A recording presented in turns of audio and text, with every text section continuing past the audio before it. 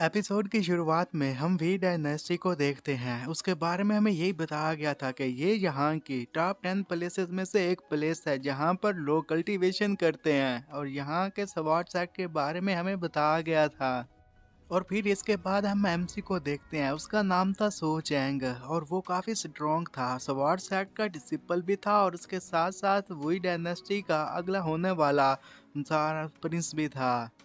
बाकी के डिसिपल ये देखने के साथ उनमें से काफ़ी तो खुश थे। वो यही कह रहे थे कि ये तो अब हाफ स्टेप नेसेंट लेवल तक पहुंचने वाला है, जबकि दूसरे का मूड काफ़ी ख़राब था और वो यही कहने लग जाता है कि इसमें भला इसका क्या, इसके डैड बहुत ही अच्छे हैं और इनकारनेशन का भी इसे काफ़ी फ़ायदा हुआ है। और वो अपनी सवार भी फिर बाहर निकाल लेता है। ये कहने लग जाता है कि ये यहाँ पर बैठकर ऐसे प्रैक्टिस नहीं कर सकता और ना ही स्ट्रॉन्ग बन सकता है, हमें इससे निपटना होगा। इसने मेरी ग्रास को चुरा लिया, उसके बाद यहाँ पर बैठकर कल्टीवेशन कर रहा है और खुद को स्ट्रॉन्ग बना रहा है। इसने हमेशा दूसरों को बुली किया है, इसलिए मैं नहीं चाहता कि स्वार्ड सेक्ट में ऐसे लोगों की जगह भी बनती है, तो मुझे इससे बदला लेना होगा। और आज ये मेरे ऊपर जिम्मेदारी है कि मुझे जिन लोगों को इसने बुली किया है उन्हें जस्टिस प्रोवाइड करवाना होगी। मुझे ये सब कुछ हेवन के लिए करना होगा और इसे इस सेक्ट से क्लियर करना होगा, इससे मारना होगा। ये कहते साथ ही उसने उसके ऊपर अटैक कर दिया था और उसे ये भी कहने लग जाता है कि अब तुम हेल में जाओ। उसके इस अटैक की वजह से सू चैंग की हालत थोड़ी सी खराब हो जाती है।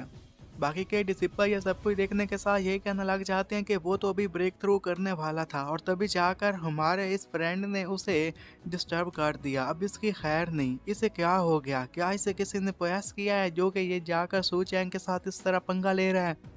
सो चैंग अभी भी वहां पर बैठकर कल्टीवेशन किए जा रहा था। वो ब्रेक थ्रू के काफी करीब पहुंच चुका था, लेकिन वो वाला बंदा उसके ऊपर अटैक करता रहता है। बाकी के डिसिपल ये देखने के साथ यही कहने लग जाते हैं कि लगता है कि ये सच में पागल हो चुका है, इसका दिमाग खराब हो चुका है या फिर इसे किसी ने प्रयास कर लिया है। उसके अटैक की वजह से वहां पर काफी ज्यादा एनर्जी पैदा हो गई थी और सो चैंग को भी इन सारी चीजों को कंट्रोल करना काफी मुश्किल हो रहा था। उसकी हालत भी फिर ख़राब होना शुरू हो जाती है, तो वो डिसिपल ये कहने लग जाते हैं कि यहाँ पर कोई आकर इसकी मदद करे, क्योंकि अगर इसकी हालत ख़राब हो गई तो ये ब्रेक थ्रू नहीं कर पाएगा और इससे इसकी जान भी जा सकती है। तो फिर उनमें से एक डिसिपल आगे आकर उसकी बॉडी को चेक करता है, तो वो ये बताने लग जाता है कि सो चैंग की जो स्वॉर्ड बॉडी है उसे डिस्ट्रॉय कर दिया गया है, इसकी कल्टीवेशन भी डिसिपेट हो चुकी है और उसके साथ साथ अब ये कल्टीवेशन नहीं कर पाएगा, तो आप लोग इसे पैलेस लेकर वापस जाइए। उसे वापस मैंशन ले जाया गया था। वहां पर जाते साथ ही वो चीजों को चेक करता है। सो चैंग काफी परेशान था। उसे एक मिरर नजर आता है, जैसे उसने मिरर में अपनी शक्ल देखी थी तो वो यही कहने लग जाता है कि मैं ये कहाँ आ गया और ये फेस इतना जाना पहचाना क्यों है। क्योंकि अब उसके बॉडी के अंदर कोई और बंदा आ चुका था जो कि यही कह रहा था कि लगता है कि मैंने टाइम ट्रैवलिंग किया या फिर किसी और की बॉडी में मरने के बाद आ गया, लेकिन आखिर ऐसे ही लड़के को क्यों चूज किया जाना था।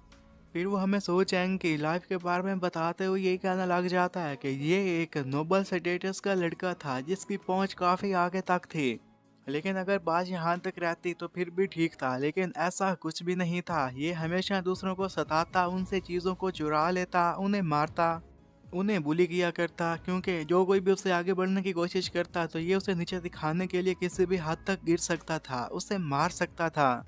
और सो चैंग फिर हमें ये बता रहा था कि मुझे यकीन नहीं आ रहा कि पास्ट लाइफ में तो मैं तो काफ़ी अच्छा लड़का था, लेकिन इस लाइफ में आकर मेरे साथ ऐसा क्या हुआ। क्या मुझे इसी इंसान की बॉडी में आना था जिसके हज़ारों दुश्मन बन चुके हैं, जिसकी नेचर काफ़ी ख़राब है। अब इसने इसने लोगों सारे पंगों ले लिया है। इतने सारे बंदों से पंगा लेने के बाद अब मुझे लगता नहीं कि यहाँ पर मैं बच पाऊंगा। सारे लोग मुझे मारने के लिए कुछ भी कर सकते हैं, क्योंकि मेरे कल्टीवेशन ना करने की खबर अब हर कहीं फैल चुकी है। अब वो मुझसे बदला लेने का प्लान बना रहे होंगे। कि तभी वो फिर कल्टीवेशन करने के लिए ट्राई करता है। वो थोड़ी सी एनर्जी क्रिएट करता है, उसे देखने के साथ खुश हो जाता है और ये कहने लग जाता है कि लगता है कि अभी भी उम्मीद बाकी है, मैं बच सकता हूँ। वो एनर्जी गायब हो जाती है, उसकी हालत और ख़राब होना शुरू हो जाती है और वो परेशान हो जाता है। ये कहने लग जाता है कि नहीं, मुझे नहीं लगता कि अब मैं किसी से भी बच पाऊंगा, हर कोई मुझे मार देगा। वो बस इसी के बारे में वहाँ पर बैठा हुआ सोच रहा था कि तभी उसका दरवाज़ा ओपन हो जाता है। साइड पर देखते हुए ये कहने लग जाता है कि लगता है कि मेरा एक दुश्मन यहाँ पर आ गया। और जो अंदर आया था वो कोई और नहीं बल्कि एक लड़की थी और उसके हाथ में एक स्वॉर्ड भी थी और काफ़ी गुस्से में थी। सो चैंग उसे देखने के साथ ये कहने लग जाता है कि इसके हाथ में स्वॉर्ड है और काफ़ी गुस्से में भी है, तो मुझे नहीं लगता कि ये यहाँ पर मेरे से अच्छा बिहेव करने के लिए आई है और ना ही ये कोई एक अच्छी इंसान है। फिर जब दोबारा गौर से उसे देखता है तो उसे कुछ याद आ जाता है और ये कहने लग जाता है कि 1 मिनट, मुझे इसके बारे में कुछ याद आ रहा है। उसे उसकी बचपन की बातें याद आने लग जाती हैं। जब वो छोटी बच्ची थी उस वक्त वो फायर को कंट्रोल कर सकती थी और जाओ कलान में वो एक जीनियस थी। उसके डैड भी उसकी इस बात को लेकर काफ़ी खुश थे। वो इतनी टैलेंटेड थी कि उसके टैलेंट की खबर हर कहीं फैल जाती है, हर कोई उसके बारे में जानता था। तो वहाँ पर 10 कंट्रीज़ के प्रिंस ने उसके लिए अपना रिश्ता भेजा था। जब डैड उससे बात करते हैं तो वो थोड़ी सी शर्मा भी जाती है, लेकिन ज़्यादा दिन तक वो खुश नहीं रह सकती क्योंकि एक दिन अचानक से उसके साथ कुछ ऐसा होता है जिसकी वजह से वो अपनी कल्टीवेशन खो बैठती है। उसके पास अब कल्टीवेशन या कोई भी स्पिरिचुअल पावर नहीं थी तो लोग उसका मजाक उड़ाने लग जाते हैं। वो ये कहने लग जाते हैं कि हमें लगा था कि ये अपना नाम कमाएगी, ये जीनियस है, लेकिन ऐसा कुछ भी नहीं है, ये तो एक वेस्ट निकली।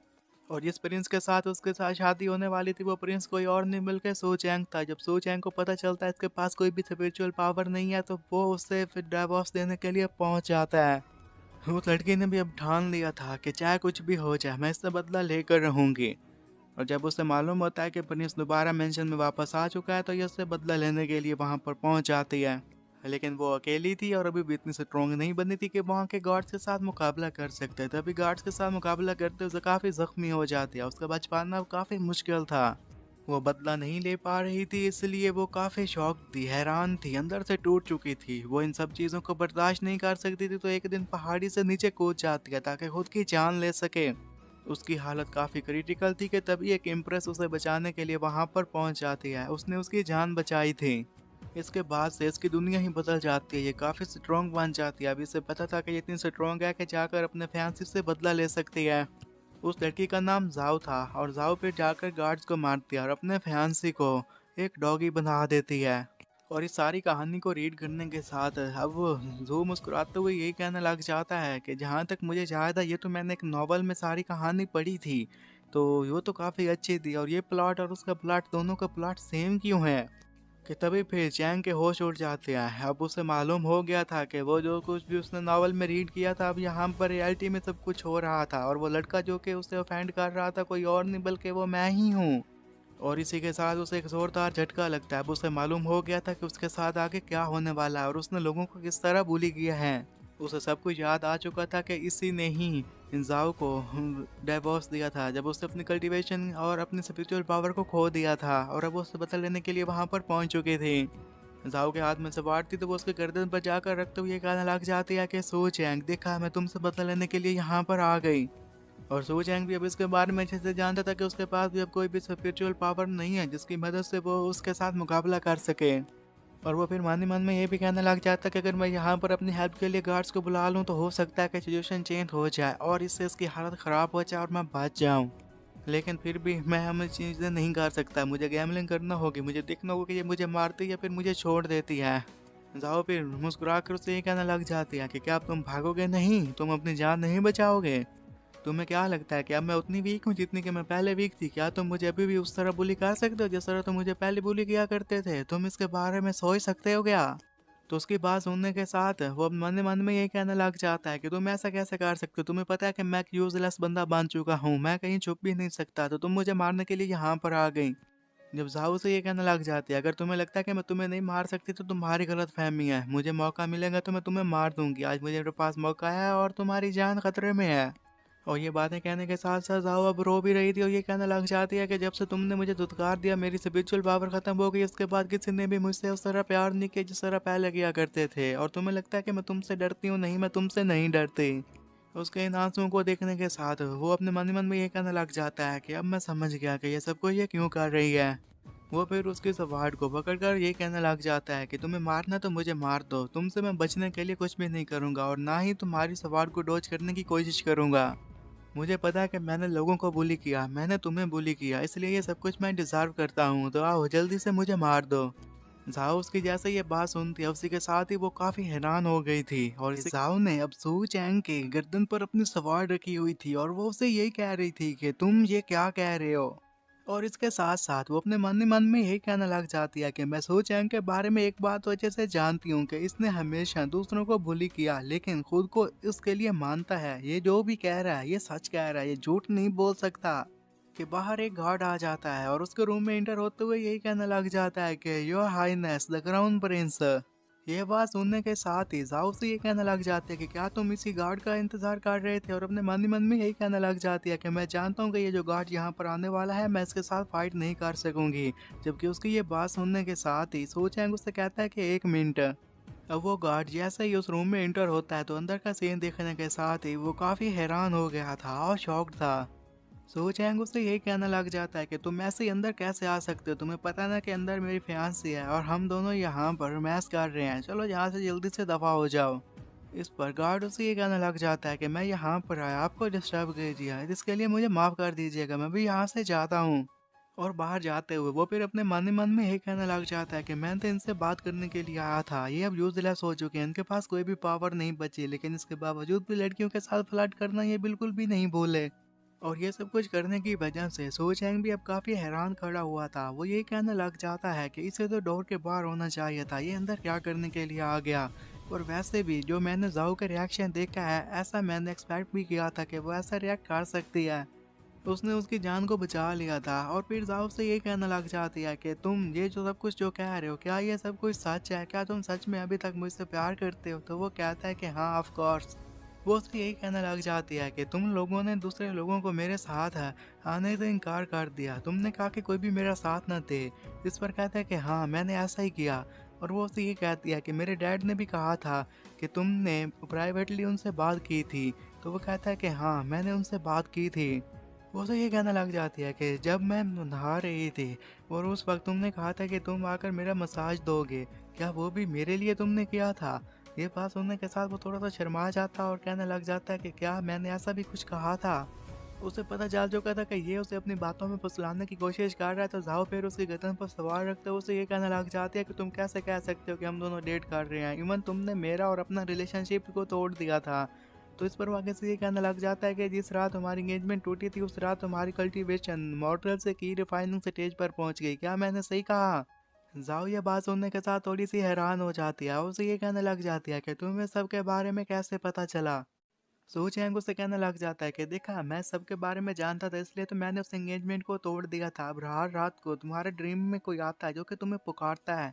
तो इस पर वो फिर हैरान हो जाती है और कहते हैं कि तुम्हें कैसे पता चला कि मेरे ड्रीम में कौन आता है, कौन मुझे पुकारता है, क्या तुम मेरा पीछा कर रहे हो। सो चैंग उसकी बात सुनने के साथ अपने मन ही मन में ये कहने लग जाता है कि वेल मैं इसे अपनी गोल्डन पाम तकनीक के बारे में कुछ भी नहीं बता सकता। और ऊपर से जो इसके पास रिंग मौजूद है उसमें एक इम्प्रेस है, उसने मुझे ऑलरेडी नोटिस कर लिया होगा। सो चैंग अब उसके हाथ पर अपना हाथ रखते हुए उसे यही कहने लग जाता है कि जैसे बड़े लोग कहा जाते हैं कि हमें एक्सट्रीम पोजीशन में नहीं जाना चाहिए, इसमें हमारे लिए ही खतरा है, क्या तुम मेरी बात समझ रही हो। अब उसके हाथ से वो सवार गिर चुकी थी और जाओ से ये कहने लग जाती है कि मुझे कुछ भी समझ नहीं आ रहा, मुझे क्या समझना चाहिए, मुझे क्या समझने की कोशिश करनी चाहिए। वो फिर से अब काफ़ी इमोशनल हो गई थी और उसे ये कहने लग जाती है कि तुमसे एंगेजमेंट टूटने के 3 साल तक किसी ने मुझसे इस तरह बात नहीं की, किसी ने मुझसे प्यार नहीं किया, अब मैं इस दुनिया में नहीं रहना चाहती। उसे इस तरह इमोशनल देखने के साथ ही वो जल्दी से उसे गले लगा लेता है और ये कहने लग जाता है कि तुम्हें सैड होने की कोई ज़रूरत नहीं, अब मैं हूं ना तुम्हारे पास, अब फ्यूचर में तुम्हें कोई भी तंग नहीं करेगा। और अपने मन मन में ये कहने लग जाता है कि फिलहाल मेरे पास और कोई रास्ता है, मुझे ये सब कुछ उससे कहना होगा। जाओ उसे रोते हुए ये कहने लग जाती है कि क्या ये सब कुछ सच है जो तुम कह रहे हो, क्या तुम सच कह रहे हो, तुम अब कभी मुझे डिसीव नहीं करोगे। तो वो कहता है कि हाँ तुम्हें मैं कभी भी अब डिसीव नहीं करूंगा। फिर सो चैंग उसे ये कहने लग जाता है कि तुम जल्दी से वापस चले जाओ और वहां पर जाकर अपने काम में लग जाना, वो जल्दी तुम्हारे पास आ जाएगी, क्योंकि अब उसके पास छुपने की और कोई भी रीज़न मौजूद नहीं है।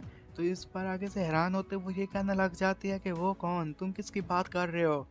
सो चैंग जाओ को कहता है कि जब तुम वापस चली जाओगी ना तुम्हें सब कुछ समझ में आ जाएगा, बस तुम्हें फिलहाल वापस जाना होगा। वो अपनी रिंग की तरफ देखती है और रिंग से एक छोटी सी चमक बाहर आती है। उस लाइट को देखने के साथ ही फिर वो उसे कहती है कि ठीक है मुझे तुम पर पूरा यकीन है, मैं वापस जा रही हूँ। वापस जाने से पहले उसने अपने सवार को भी उठा लिया था और फिर उसे धमकी देते हुए वहां से जाने लगती है। वो उसे यही कह रही थी कि अगर तुमने मुझे दोबारा धोखा देने की कोशिश की और कहीं भी छुपने की कोशिश की तो तुम नहीं बच पाओगे, चाहे तुम कहाँ भी क्यों ना चले जाए, मैं तुम्हें ढूंढ लूंगी और फिर तुम्हें मार दूंगी। और इतनी सारी बातें कहने के साथ ही वो फिर बाहर आती है और फिर वहां से चली जाती है। और उसके जाने के बाद ही अब वो सुकून की सांस ले पाता और ये कहने लग जाता है कि शुक्र है कि ये लड़की चली गई, ये तो मेरी एक्टिंग स्किल्स यहाँ पर काम आ गई, वरना मैं पकड़ा जाता और वो मुझे मार देते। उसके जाने के बाद ही अब गार्ड अंदर आ जाता है, ये कहने लग जाता है कि क्राउन प्रिंस क्या आप ठीक हैं। तो इस पर वो ये कहने लग जाता है कि वो चली गई और तुम क्या नहीं गए, तुम क्या बाहर ही खड़े थे। चलो जो भी हुआ, मैंने तुमसे जो भी बात की उसके बारे में तुम भूल जाना और मुझे ब्लेम मत करना। तो गार्ड जी ये बात सुनने के साथ काफी शॉक था। वो ये कहने लग जाता है कि क्राउन प्रिंस को क्या होगा, क्या ये पागल हो चुका है? इसने आज तक किसी से भी माफी नहीं मांगी, तो मैं तो एक मेयर सर्वेंट हूँ, ये भला मुझसे ऐसे काफी माफी मांग सकता है? तो उसे इस तरह शॉक देखने के साथ ही जब सू चैंग उससे पूछता है कि तुम्हें क्या हुआ, तो वो कहता है कि नहीं कुछ नहीं, मैं बस यहाँ से जाने वाला हूँ। और अपने मन ही मन में ये कहने लग जाता है कि आखिर क्राउन प्रिंस के साथ क्या गलत है, ये तो आज अलग ही इंसान बन गए हैं। और फिर हम जाओ रेजिडेंस को देखते हैं जहाँ पर जाओ पहुँच चुकी थी। वहाँ पर जितने भी लोग खड़े हुए थे वो सारे जैसे जाओ को देखते हैं उसकी तारीफ करने लग जाते हैं, क्योंकि उन्हें पता था कि अब जाओ दोबारा से कल्टीवेशन शुरू कर चुकी है और वो सेकंड लेवल तक भी पहुँच चुकी है। उसके जितने भी फैमिली के मेंबर्स थे वो इससे भी आगे पहुंचे हुए थे, इसलिए उसका मजाक उड़ाते रहते थे। और इस सब की वजह से वो ये कहने लग जाती है कि 3 सालों तक मैंने इन लोगों का जुल्म बर्दाश्त किया, अगर तुमने मुझे धोखा देने की कोशिश की सो जैंग, तो फिर तुम्हें मैं नहीं छोड़ूंगी। फिर वो जैसे ही बाथरूम में जाती है वहाँ पर एक सर्वेंट आगे बढ़कर ये बताने लग जाती है कि आपका बाथ वाटर तैयार है। तो वो ये कहती है कि ठीक है, अब तुम सभी लोग यहाँ से चली जाओ। और उसके जाने के बाद ही वो अपनी कल्टीवेशन शुरू कर देती है और ये कहने लग जाती है कि उसे कैसे पता चला कि मैं कल्टीवेशन की रिफाइनिंग स्टेज तक पहुंच चुकी हूँ, लेकिन फिलहाल मुझे उस पर भरोसा करना होगा। वो इधर उधर देखने लग जाती है और फिर ये कहने लग जाती है कि सीनियर अब आप बाहर आ जाएं, सीनियर आप कहाँ हैं, बाहर आएं। तो उसे कोई भी आवाज़ सुनाई नहीं देती। वो फिर काफ़ी गुस्से में आ जाते हुए ये कहने लग जाती है कि सो चैंग तुमने तो कहा था कि मुझसे यहाँ पर कोई बात करने के लिए आएगी, लेकिन वो अभी तक आई क्यों नहीं? क्या तुमने फिर मुझे धोखा दिया? मैं तुमसे बदला लेने के लिए तुम्हारे पास ज़रूर आऊँगी। उसके पास एक पिल थी और पिल को लेते हुए वो ये कहने लग जाती है कि उसने बिल्कुल सही कहा था कि मुझे एक्सट्रीम तक नहीं जाना चाहिए, मुझे यहीं पर सब्र करना होगा। कि तभी वो रिंग के पास देखते हैं जिसमें से अब एनर्जी बाहर आना शुरू हो जाती है। अब एम्प्रेस उसकी रिंग से बाहर आ जाती है। वो ये कहने लग जाती है कि मैं तो बस इंतजार कर रही थी कि तब तुम्हारी एम्परर ब्लड लाइन अवेकन होगी तभी मैं बाहर आऊंगी, लेकिन उस लड़के की बातें सुनने ने पर मुझे मजबूर कर दिया कि मुझे बाहर आकर तुमसे बात करना चाहिए। और उसे देखने के साथ ही अब जाओ ये कहने लग जाती है कि सुप्रीम तकनीक तुम हो कौन, क्या तुम ही हो जिसकी वजह से मेरी कल्टीवेशन ब्लॉक हो गई और मैं आगे कल्टीवेट नहीं कर पाई? तो इम्प्रेस उसे ये कहने लग जाती है कि हाँ मैं वही थी, लेकिन ये सब कुछ मैंने सिर्फ तुम्हारे लिए किया था। तो उसकी ये बात सुनने के साथ ही फिर जाओ से ये कहने लग जाती है कि तुम्हारे इसका क्या मतलब था कि उसने तुम्हें देख लिया? तो वो ये कहने लग जाती है कि जब तुम प्रिंस से मिलने के लिए गई थी मुझे यकीन नहीं आ रहा कि उसे कैसे पता चला कि मैं तुम्हारे साथ हूँ। उसकी ये बात सुनने के साथ फिर जाओ से ये कहने लग जाती है कि तुम्हारे कहने का क्या मतलब, कि जो कुछ भी उसने किया था वो सारी एक एक्टिंग थी? इस पर इम्प्रेस उसे बताने लग जाती है कि हाँ उसने ये सब कुछ तुम्हें बाद में बताना था, लेकिन बाद में तुम्हारी उससे मुलाकात ही नहीं हो पाई। वो बंदा बहुत ही टेरिफाइंग है, उसके पास जो पावर है उसका अंदाजा नहीं लगा सकती। तो जाओ ये सुनने के साथ अब थोड़ी सी शर्मा गई थी और ये कहने लग जाती है कि सच में उसने मुझे धोखा नहीं दिया, वो तो मुझसे प्यार करता है। अब जो इम्प्रेस वहाँ पर उसके सामने खड़ी थी उसे अपना नाम बताती है, कहती है कि मेरा नाम है बाय और मैं यहाँ पर तुम्हारी ब्लड लाइन डिसेंडेंट को अवेकन करने के लिए मदद करूँगी। फिर उसके सर के ऊपर हाथ रख देते हैं ताकि उसकी ब्लड लाइन को अब अवेकन कर सके। अब वो उसके मेरिडियन को ओपन करते हुए ये कहने लग जाती है कि लो लेवल के कल्टीवेशन मेथड तुम्हारे इसमें काम नहीं आने वाले, तुम अब वाइट एम्परर के इंटरनल लाइफ मेथड पर चलने वाली हो। अब उसकी ब्लड लाइन अवेकन होना शुरू हो जाती है, उसके युआन और झिंग अब गैदर होना शुरू हो जाते हैं। तो उधर हम जाओ फैमिली के कॉन्फ्रेंस हॉल को देखते हैं जहाँ पर सारे एल्डर लोग इकट्ठे थे और आपस में बातचीत कर रहे थे। और जाओ के डैड को फिर वहाँ पर बैठे हुए बाकी एल्डर लोग ये कहने लग जाते हैं कि अब तुम अपनी बेटी पर खर्चा करना बंद कर दो, यहाँ पर जी भी है और शुआन भी है, उन दोनों पर हमें फोकस करना चाहिए, तुम्हारी बेटी अब यूजलेस हो चुकी है। तो बाकी एल्डर लोगों की ये बातें सुनने के साथ ही जाओ के डैड हुई को काफ़ी गुस्सा आ जाता है और वो ये कहने लग जाते हैं कि वो मेरी बेटी है, मैं उसके बारे में डिसाइड करूंगा कि उसके साथ क्या करना, तुम लोग इसके बारे में कुछ नहीं डिसाइड कर सकते। तो ग्रैंड एल्डर ये सुनने के साथ ही एल्डर हुई को ये बताने लग जाते हैं, क्या तुम्हें इसके बारे में नहीं पता, जब तुम्हारी बेटी को मेंशन से निकाल दिया गया था उसके बाद हमारी फैमिली की कितनी बेइज्जती हुई, हर बंदा हमारी फैमिली पर हंसता है। और सेकंड एल्डर भी मजाक उड़ाते हुए ये कहने लग जाते हैं कि अब उसे लगता होगा कि ये जो प्रिंस है ना वो भी यूजलेस हो चुका है और तुम्हारी बेटी तो है यूजलेस, वो दोनों अब एक दूसरे को मैच करते हैं, तो शायद इसलिए वो उसने मिलने के लिए चली गई। कि तभी उन्हें साइड से एक एनर्जी दिखाई देने लग जाती है। सभी एल्डर लोग उसे देखने के साथ हैरान हो जाते हैं, ये कहने लग जाते हैं कि जाओ मेंशन में कोई बंदा तो कोर फॉर्मेशन स्टेज तक पहुंच चुका है, ये कौन है? और जैसे ही हुई भी उसकी तरफ देखता है, ये कहने लग जाता है कि ये एनर्जी तो झाओ सुई के रूम से आ रही है ना, ये कैसे पॉसिबल हो सकता है, वो कोर फॉर्मेशन के पीक तक कैसे पहुंच सकती है। और यहीं से ही उन सभी लोगों को मालूम हुआ था कि सीयू अब युआन और जिन लेवल तक पहुंच चुकी है। वो सारे काफी हैरान थे क्योंकि अभी तक उन्हें ऐसा कोई भी बंदा याद नहीं था जो कि 18 साल की उम्र में युआन और जिन लेवल तक पहुंच गया हो। जाओ सीईओ के डैड ये देखने के साथ काफी खुश हो जाते हैं और यही कहने लग जाते हैं कि लगता है कि एक बार फिर से किस्मत हम पर मेहरबान हो गई है। ग्रैंड एल्डर और सेकंड एल्डर जो कि पहले उसका मजाक उड़ा रहे थे, फिर उसे कांग्रेचुलेट करने लग जाते हैं और ये कहने लग जाते हैं कि अब हमारी जाओ फैमिली फिर से फल फूल जाएगी, हमारा फिर से नाम बन जाएगा। जाओ सीईओ भी अपने रूम से बाहर आ गई थी और वो पहले से काफी ज्यादा स्ट्रॉन्ग बन चुकी थी। बाहर खड़े हुए बाकी लोग हैं, वो उसे कांग्रेचुलेट करने लग जाते हैं और ये कहने लग जाते हैं कि मिस यू आप तो युआन और जिंग लेवल तक पहुंच गई, अब आप जाइए और सो चैंग को मदद चखाइए, वो अब यूजलेस हो चुका है, वो आपसे पंगा नहीं ले सकेगा। जाओ सीओ उनकी बातें सुनने के साथ उन्हें यही कहने लग जाती है कि तुम लोग उसके बारे में ऐसी बकवास मत करो, अगर आज मैं उससे मिलने के लिए ना जाती तो हो सकता है कि मैं इतनी स्ट्रोंग ना बन पाती और तुम लोग मेरा मजाक उड़ाते रहते, तो इसलिए तुम ये बात याद रखना कि वो मेरा हस्बैंड है। साहु फैमिली के लोग जब ये सारी बात सुनने से के साथ ही वो सारे के सारे काफी हैरान हो जाते हैं। उन्हें समझ में नहीं आ रहा था कि आखिर इसका और उसका लिंक क्या है जिसकी वजह से ये स्ट्रॉन्ग बन गई। जाओ जी अब सारी बातें क्लियर करते हुए उन्हें यही बताने लग जाती है कि वो भी मुझसे प्यार करता है और मैं भी उससे प्यार करती हूँ, इसलिए मैं नहीं चाहती कि कोई भी यहाँ पर बंदा उसके खिलाफ कोई बकवास करे। तो उधर हम सो मैंशन को देखते हैं जहाँ पर सो चैंग एक जगह पर बैठा था और वहाँ पर सारे लोग इकट्ठा थे। सो चैंग कितने सारे लोगों को देखने के साथ हैरान हो जाता है, ये कहने लग जाता है कि मैं तो यहाँ पर अकेले बैठकर अपना खाना खाना चाहता था, ये सारे लोग यहाँ पर क्या कर रहे हैं। सो चैंग के डैड भी वहाँ पर आए हुए थे और वो उसके साथ उसका एक बंदा भी था। वो दोनों आपस में बातें करने लग जाते हैं कि क्या हमें सो चैंग को अब इसके बारे में बता देना चाहिए। वो दोनों चाहते थे कि सो चैंग किसी न किसी तरीके से अब काफ़ी कंफर्ट फील करे क्योंकि वो लोग अब सो चैंग के बिहेवियर के बारे में जान चुके थे और इसलिए उससे बात करने के लिए वहाँ पर आए थे। अभी भी उसके डैड को यकीन नहीं आ रहा था कि सो चैंग भला ऐसे कैसे कर सकता है, उन्हें ऐसा लग रहा था ज़रूर इसने किसी को मारा होगा उसके बाद इसकी ये हालत हो गई। जबकि सो चैंग जब खाना खा रहा था अपने मन ही मन में ये कहने लग जाता है कि ये लोग ऐसे मेरे सर के ऊपर खड़े रहे तो मैं अपना खाना कभी भी फिनिश नहीं कर पाऊंगा। और वो उन सारे लोगों को कहता है कि तुम लोगों का बहुत शुक्रिया, अब मैंने अपना खाना खा लिया है, मैं काफ़ी थक चुका हूँ तो मैं अपने बेडरूम जा रहा हूँ ताकि वहाँ पर जाकर मैं रेस्ट कर सकूँ। इतना कहते साथ ही वो अपनी जगह पर खड़ा हो गया था ताकि अपने बेडरूम जा सके और वहाँ पर जाकर आराम कर सके। और वहाँ पर उसके डैड और बाकी जितने भी लोग आए हुए थे सारे के सारे ये बात सुनने के साथ काफ़ी शौक थे। ये कहने लग जाते हैं कि ये तो बिल्कुल भी नॉर्मल नहीं है, ये हमारा सोच हैंग हो ही नहीं सकता, वो भला ऐसा कैसे बात कर सकता है। उसके डैड उसे कहते हैं कि तुम यहाँ के प्रिंस हो, अगर तुम्हें कोई चीज़ यहाँ पर दिक्कत पेश करवा रही है तो हमें बताओ, हम उसे चेंज कर देंगे।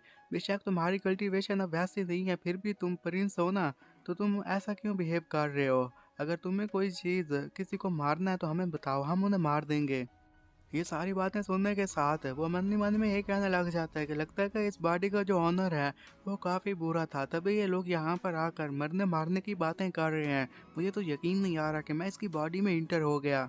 वो उन्हें रिप्लाई देते हुए कहता है कि नहीं, मुझे किसी को नहीं मारना और ना ही मेरी कोई ऐसी ख्वाहिश है। तुम लोग जैसा मेरे साथ पहले बिहेव करते थे अब वैसा मत करना, अब मैं काफ़ी चेंज हो चुका हूँ, मैं बिल्कुल भी वैसा नहीं रहा जैसा मैं पहले था।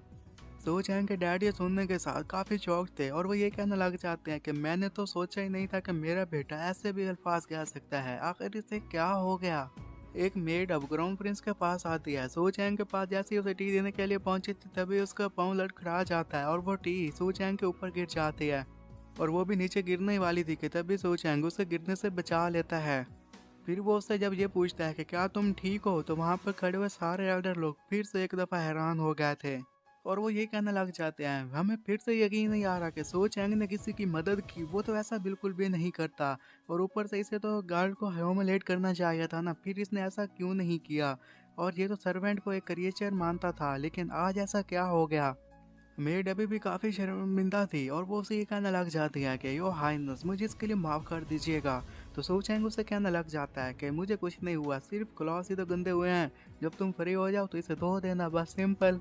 वो मेड अपने मन मन में ये कहने लग जाती है कि मैंने जो भी किस्से कहानियाँ सुनी थी उसमें क्राउन प्रिंस की बेइज्जती के बारे में बताया गया था, ये बताया गया था कि वो कितना क्रूर है, दूसरों के साथ कितना अच्छे से पेश नहीं आता, लेकिन आज मैंने अपनी आंखों से देखा ये तो काफ़ी अच्छे हैं और हैंडसम भी हैं।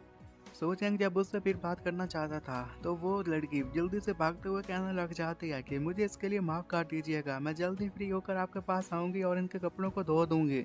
उसके डैड उसके पास आकर कहते हैं कि तुम्हें क्या हो गया, तुम ऐसा कभी भी बिहेव नहीं करते। सो चैंग कहने लग जाता है कि ये तो मेरा नॉर्मल ही रिएक्शन था, तुम लोगों को क्या हो गया, तुम लोग ऐसे क्यों पेश आ रहे हो कि ये मैंने गलत कर दिया, अब मैं वापस जा रहा हूँ और अपने कपड़े चेंज करूँगा। वो वहाँ से जा रहा था, पीछे से डैड मन ही मन में ये कहने लग जाते हैं कि अगर ये कोई ऐसा और बंदा बिहेव करता तो नॉर्मल होता, लेकिन तुम तो बिल्कुल भी ऐसे नहीं थे, तुम्हारे लिए तो ये चीज़ें नॉर्मल नहीं है। रात का वक्त हो चुका था, सो चैंग अपने रूम में बैठा था कि तभी ही वहाँ पर सीयू आ जाती है और कहती है कि सीनियर ये मैं हूँ। सो चैंग उसे अंदर आने की इजाज़त दे देता है और जैसे ही अंदर आती है तो ये कहने लग जाती है कि आपने अपने प्रॉमिस नहीं तोड़ा, ये मेरी खुशकिस्मती थी। सो चैंग अब खुश हो जाता है, वो चाय डाल रहा था, उसे ये कहने लग जाता है कि जब तुम पहले आई थी अब तुम काफ़ी चेंज हो चुकी थी, पहले गुस्से में थी, अब तुम काफ़ी अच्छे से बिहेव कर रही हो और तुम्हारे कपड़े भी चेंज हो चुके हैं। और मन ही मन में ये कहने लग जाता है कि जैसा कि मैंने पढ़ा था बिल्कुल वैसा ही हुआ, इससे वो लड़की मिल गई। जाओ सी हो जब देखती है कि वो उसके लिए चाय बना रहा है तो ये कहने लग जाती है इसे वाइट इम्प्रेस के बारे में सब कुछ पता था, इसके पास बड़ी स्ट्रेंथ भी है, लेकिन फिर भी ये यहाँ पर बैठकर मेरे लिए चाय बना रहा है, इसका मतलब है कि ये मुझसे प्यार करता है। सो चैंग भी ये बात तो जानता था कि यह पहले से काफ़ी स्ट्रांग हो चुकी है, लेकिन वो उससे पूछना नहीं चाहता था कि वो किस राम तक पहुंच गई है, क्योंकि अगर ये उससे सवाल पूछ लेता तो हो सकता है कि उसे उसके ऊपर शक हो जाता और वो नहीं चाहता था कि फिलहाल वो उसके ऊपर कोई भी शक करे। वो अब अपनी जगह पर खड़ा होता है और उससे ये कहने लग जाता है कि जैसा कि मैं सोच रहा हूँ क्या तुम उस रियाम तक पहुँच चुकी हो। वो फिर अपनी बात बताते हुए कहने लग जाता है कि मैं छोटी ही उम्र में किस स्टेज पर पहुँच गया, मुझे जानना चाहता था कि वो किस स्टेज पर पहुँचे, क्या उसने उसका रिकॉर्ड तोड़ दिया। ज़ाओ यही कहने लग जाती है कि मैं काफ़ी इग्नोरेंट थी, मुझे लगा कि मैं किसी बड़े लेवल तक पहुंचूंगी, लेकिन मैं अभी तक सिर्फ जुआन और जिंग लेवल तक ही पहुंच पाई। मैंने आपको डिसअपॉइंट कर दिया सीनियर, आप इसके लिए मुझे माफ़ कर दीजिएगा। जब ये बात सो चैंग को मालूम होती है उसके तो होश ही उड़ जाते हैं, मन ही मन में ये कहने लग जाता है कि ये क्या कह रही है कि यू युआन शिंग लेवल तक पहुंच गई, वो भी सिर्फ एक रात में। वो फिर खुद को तसल्ली देता है और रिलैक्स होकर उसे कहने लग जाता है कि तुमने अच्छा काम किया, जितना मैंने सोचा था तुम वहां तक तो नहीं पहुंच पाई, लेकिन फिर भी तुमने अच्छा काम किया। और मन ही मन में ये कहने लग जाता है कि ये काफ़ी स्ट्रॉन्ग बन चुकी है, तो मुझे इसके सामने ज़रा बराबर भी नहीं डरना, वरना इसे शक हो जाएगा। उसकी बात सुनने के साथ ही जाओ सीयूब से कहती है कि हाँ मुझे ही लगा था कि मैंने आपको डिसअपॉइंट किया। वो कुर्सी पर बैठते हुए उससे ये कहना लग जाती है कि तुम मुझे बेटर गाइड करो, इसलिए मैं तुम्हारे साथ रहना चाहती हूँ और ये भी चाहती हूँ कि तुम किसी और लड़की के करीब तक भी मत जाओ। और फिर उसे ये बताने लग जाती है कि सो चैंग क्या तुम मुझसे शादी करोगे, हम दोबारा शादी कर लेते हैं। और सो चैंग भी इसके बारे में जानता था कि वो उस मौके को नहीं जाने दे सकता।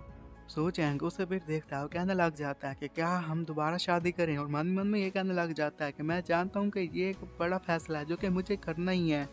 फिर उसे सारा कुछ धुंधला नजर आने लग जाता है और वो ये कहने लग जाता है कि यहाँ पर क्या हुआ, क्या मुझे कोई अपना फ्यूचर नजर आ रहा है, क्या मैंने कोई चीट कोड का इस्तेमाल कर लिया। अब उसे फ्यूचर दिखाई देने लग गया था जब वो उसके ऊपर बैठी थी और ये कहने लग जाती है कि हस्बैंड तुम तो काफ़ी अमेजिंग हो। इतना ज़्यादा रोमांस करने की वजह से वो काफ़ी थका हुआ था और वो ये कहता है कि क्यों ना हम थोड़ी सी ब्रेक ले लें, लेकिन जाओ सी होती है तो उसे ये कहती रहती है कि नहीं तुम किसी और लड़की के पास चले जाओगे, तुम यहीं पर रुको। और वो उसे ये भी कहने लग जाता है अगर तुम्हारे दिल में किसी और लड़की का ख्याल भी है तो फिर भी मैं यही चाहूँगी कि तुम मेरे साथ ही रहो और उससे भूल जाओ। और कुछ साल हो जाते हैं और इतना ज़्यादा रोमांस करने की वजह से अब सो चैंग की हालत काफ़ी ख़राब हो गई थी, उसकी हड्डियाँ तक बाहर आ गई थी और वो उसके लिए सूप लेकर आ जाती है। और अपना ये फ्यूचर देखने के साथ ही इसके होश उड़ जाते हैं, ये कहने लग जाता है कि अगर मैं इसके साथ शादी करने के लिए राज़ी हो गया तो ये इसका रिजल्ट ये होगा, तो ये लड़की तो सच में काफ़ी टेरिफाइंग है। साउदी जब दोस्त दोबारा पूछते हैं कि तुम बताओ क्या तुम इस बात से एग्री करते हो कि हम दोबारा शादी कर लें, तो इस पर आगे से कहने लग जाता है कि मैं जानता हूँ कि दोबारा शादी करना अच्छा रहेगा, लेकिन फिलहाल मैंने इस पर बहुत गौर किया और मैंने यही कहा है कि नहीं। कि फिर उसे फ्यूचर नज़र आने लग गया था और जिसमें वो ये कहने लग जाता है कि लगता है कि मैंने इसे रिफ्यूज़ कर दिया तो उसका फ्यूचर भी मेरी आंखों के सामने आ गया। वो अब रस्सियों में बंधा हुआ था, उसकी हालत काफ़ी ख़राब थी और वह कमरे में कैद था। तभी जाओ सुई उसके पास आते ही कहने लग जाती है कि आज की जितनी भी सेरेमनी थी, जितने भी लोगों से मिलना मिलाना था, वो सब खत्म हो चुका और अब मैं तुम्हारे साथ हूँ। उसके हाथ में एक चाबुक भी था और चाबुक मारते उसे ये कहने लग जाते हैं कि सो चैंग अगर तुम नहीं चाहता कि पब्लिक के सामने ये अनाउंस किया जाए कि तुम मेरे हस्बैंड हो, तो क्यों ना तुम अंडरग्राउंड सारी ज़िंदगी रहो, मैं भी तुम्हारे साथ रहूँगी और बस हम दोनों यहाँ पर एक दूसरे के साथ वक्त गुजारेंगे। और यहाँ पर भी काफ़ी साल हो गए थे, उसकी हालत काफ़ी ख़राब हो गई थी। वो उसके लिए मेडिसिन लेकर आते हुए कहती है कि ये लो अपनी मेडिसिन पी लो। और ये फ्यूचर देखने के साथ ही वो ये कहने लग जाता है कि अगर मैंने इससे इनकार कर दिया तो इसके साथ तो मेरा फ्यूचर और भी बर्बाद हो जाएगा। साउसी से ये कहने लग जाती है कि तुमने अभी कहा कि तुम इसके बारे में सोच रहे हो कि तुम्हें मुझसे शादी करना है कि नहीं करना, फिर तुमने क्या सोचा? और वो अपने मन ही मन में ये कहने लग जाता है कि अगर मैं इसके साथ शादी करूंगा फिर भी फंस जाऊंगा, नहीं करूंगा फिर भी फंस जाऊंगा, तो मैं क्या करूं? जब वो थोड़ी देर तक उसे आंसर नहीं दे पाता, इसी के साथ ही अब उसका एक्सप्रेशन चेंज हो गए थे और जाओसी उसे कहती है कि तुमने मुझे अभी तक जवाब नहीं बताया, जल्दी से बताओ कि तुम्हारा क्या आंसर है। और सोचेंग उसे यही कहने लग जाता है कि क्या तुम मेरा आंसर जानना चाहती हो? तो इस बार जाओसी उसे कहती है कि हाँ। जैसे ही वो फिर उसे बताता है कि मैंने जब कुछ सोचा है, सोचने के बाद मैंने ये डिसाइड किया है कि तुमने मुझे काफ़ी डिसअपॉइंट किया। उसकी बात सुनने के साथ जाओ जियो हैरान हो जाती है, जबकि सूचेंग मन ही मन में यही कहने लग जाता है कि मेरे पास और कोई रास्ता नहीं बचा, दोनों तरीकों में मैं फंसता हूँ, तो क्यों नहीं इसे डिसीव कर दूँ। दासियो फिर उससे पूछती है कि सोचेंग तुम आखिर मेरे साथ ऐसा क्यों कर रहे हो? तो इस पर वो उसे ये बताने लग जाता है कि मैं तुम्हें हिंट दे तो रहा हूँ कि हम फ्यूचर में एक दूसरे के साथ हो सकते हैं, लेकिन तुम इस बात को समझ ही नहीं रही हो। दासियो से कहने लग जाते हैं कि ऐसी कौन सी चीज़ है जिसके बारे में मैं नहीं जान पा रही, तुम मुझे ज़रा खुलकर बताओ, क्या तुम मुझसे प्यार नहीं करते? उस पर जाओ उसे ये कहने लग जाता है कि मैं ऐसी बात नहीं है, तुम डिसेंड ऑफ द थ्रोन नहीं हो, तो मैं बोले तुमसे कैसे प्यार कर सकता हूँ? और मन मन में कहता है कि इससे मैं सिर्फ एक फॉल्स प्रॉमिस कर रहा हूँ। वो उससे ये कह रहा था कि तुम जानती हो कि मैं ना ही अपनी एज बढ़ा पाऊंगा ना ही मैं मर पाऊंगा, लेकिन तुम्हारा बिल्कुल उलट है। तुम एक इंसान हो, तुम मर जाओगी, फिर हम दोनों भला कैसे एक साथ रह सकते हैं? वो चाहता था कि ये इमॉर्टैलिटी हासिल कर ले। इमॉर्टैलिटी का नाम सुनने के साथ ही जाओसी ये कहने लग जाती है कि हाँ, इसने सही कहा। अगर मैं इमॉर्टैलिटी हासिल कर लेती हूँ तो फिर मैं इसके साथ रह पाऊंगी और मैं मर भी नहीं सकती। और इस पर अब उसके टीचर भी उसे बताने लग जाते हैं कि तुमने शायद नोटिस भी नहीं किया कि तुम बोतल नेक पर मौजूद हो। अगर तुम उस बोतल नेक को ब्रेक थ्रू करने में कामयाब हो जाती हो तो फिर तुम एक मॉडल बन जाओगे। जाओसियो फिर उसे ये कहने लग जाती है कि मैंने वाइट टेम्परर के इनहेरिटेंस को अचीव कर लिया है, और तुम क्या जानते हो कि मैं उसे क्यों नहीं इंटीग्रेट कर पाई? तो ये सुनने के साथ ही सोचेंग ये कहने लग जाता है कि जब तुम्हारी इम्प्रेस को इसके बारे में नहीं पता तो मुझे क्या पता होगा, और फिर मुझे कोई ना कोई बहाना बनाना होगा। फिर वो एक्टिंग करते हुए उसे ये बताने लग जाता है कल्टीवेशन एक वास्ट और प्रोफाउंड जर्नी है, हम जल्दी कल्टीवेशन नहीं कर पाते, जल्दी इमॉर्टलिटी हासिल नहीं कर पाते। तुमने अभी भी इनहेरिटेंस को हासिल किया है, ये तो एक छोटा सा स्टेप है, अभी तो तुम्हें पूरा सफर तय करना है। जाओसियो हैरान हो जाती है और इसी हैरानी में उसे ये कहने लग जाती है कि तुम्हारे कहने का क्या मतलब, कि अभी मैंने सिर्फ छोटा सा सफर तय किया है? तो इस पर सोचें कहता है कि हाँ, मैं जो भी कह रहा हूँ बिल्कुल सही कह रहा हूँ। जाओसी उससे कहती है कि इमॉर्टलिटी का पाथ तो काफ़ी डिफिकल्ट दिखाई दे रहा है। अगर मैं ग्रेट एम्परर ना बन पाई तो फिर क्या होगा? अगर मैं आधे रास्ते पर जाकर थक गई तो तुम फिर मेरे साथ क्या करोगे? सोचेंगे अब गुस्से से उससे ये कहने लग जाता है कि तुम ऐसी बात मत कहो, मैं तुम्हारे साथ हूँ ना, तुम रास्ते में नहीं रुक सकती, तुम अपनी जर्नी कंप्लीट करोगी। और मन ही मन में ये कहने लग जाता है कि मेरे काफ़ी सारे दुश्मन हैं, तो मुझे इसकी ज़रूरत पड़ेगी ताकि ये उन दुश्मनों पर अटैक करके उनका काम ख़त्म कर सके। जाओसी से कहते हैं कि क्या सच में? तो वो ये कहने लग जाता है कि अगर तुम इतना ही गलत सोचोगे तो मुझे नहीं लगता कि तुम ज़्यादा देर तक ज़िंदा रह पाओगी। और मन ही मन में ये कहता है कि हाँ, ये वैसे भी सच बात है कि ये ज़्यादा देर तक ज़िंदा नहीं रह सकेगी। तो उसकी ये बातें सुनने के साथ ही जाओसी ये कहने लग जाती है कि आखिर इसके कहने का क्या मतलब? क्या ये इमॉर्टल नहीं है जो ये बातें कह रहा है, या फिर इसका कोई और मतलब हो सकता है? वो मतलब यही है कि ये अपनी जान दांव पर लगाने के लिए तैयार है, मेरी प्रोटेक्शन के लिए अपनी जान देने के लिए तैयार है, ये तो सच में मुझसे प्यार करता है। अब मैं इसकी सारी बातें समझ गई। और इसी खुशी में ही वो एनर्जी रिलीज करना शुरू कर देती है। इस एनर्जी को देखने के साथ बाकी सभी लोग यही कहने लग जाते हैं कि यहाँ पर क्या चल रहा है। इस ऑरा को देखने के साथ वो एक बात तो जान चुके थे कि ये ऑरा किसी और का नहीं बल्कि जाओ सीओ का था, लेकिन इस ऑरा को देखकर ये बात मालूम हो गई थी कि वो नेसेंट सोल तक पहुंच चुकी है। लेकिन ये कैसे मुमकिन हो सकता है? जाओ रेजिडेंस में भी मौजूद सभी लोग यही देखकर कहने लग जाते हैं कि हमें यकीन नहीं आ रहा कि आखिर ऐसा कौन सी तकनीक है जिसका इस्तेमाल करने के बाद वो मिड नेशन सोल स्टेज पर पहुंच गई, वो भी सिर्फ एक रात में। शायद वो डुअल कल्टीवेशन कर रही है। और उधर ही सो जैंग के रूम में जब इम्प्रेस इसके बारे में जानती है कि ये तो मिड नेशन सोल लेवल तक पहुंच गई है, तो वो ये कहने लग जाती है कि जो मैंने पहले अपने होस्ट को चूज किया था वो इतनी स्ट्रॉन्ग नहीं थी, लेकिन ये तो काफ़ी स्ट्रॉन्ग निकली, एक ही दिन में इसने इतने चीज़ों को ब्रेक थ्रू कर लिया। जाओ ब्रेक थ्रू करने के बाद जल्दी से आकर उसे हक करती है और ये बताने लग जाती है कि तुम्हारी गाइडेंस के लिए बहुत बहुत शुक्रिया, तुमने जो कुछ भी मुझे कहा मैं समझ गई। जबकि वो अपने मन ही मन में ये कहने लग जाता है कि तुम क्या समझ गई? मैंने तुमसे जो कहा मुझे खुद नहीं पता कि मैंने तुमसे क्या कहा, तो तुम्हें कैसे पता चल गया कि मैंने तुमसे क्या कहा?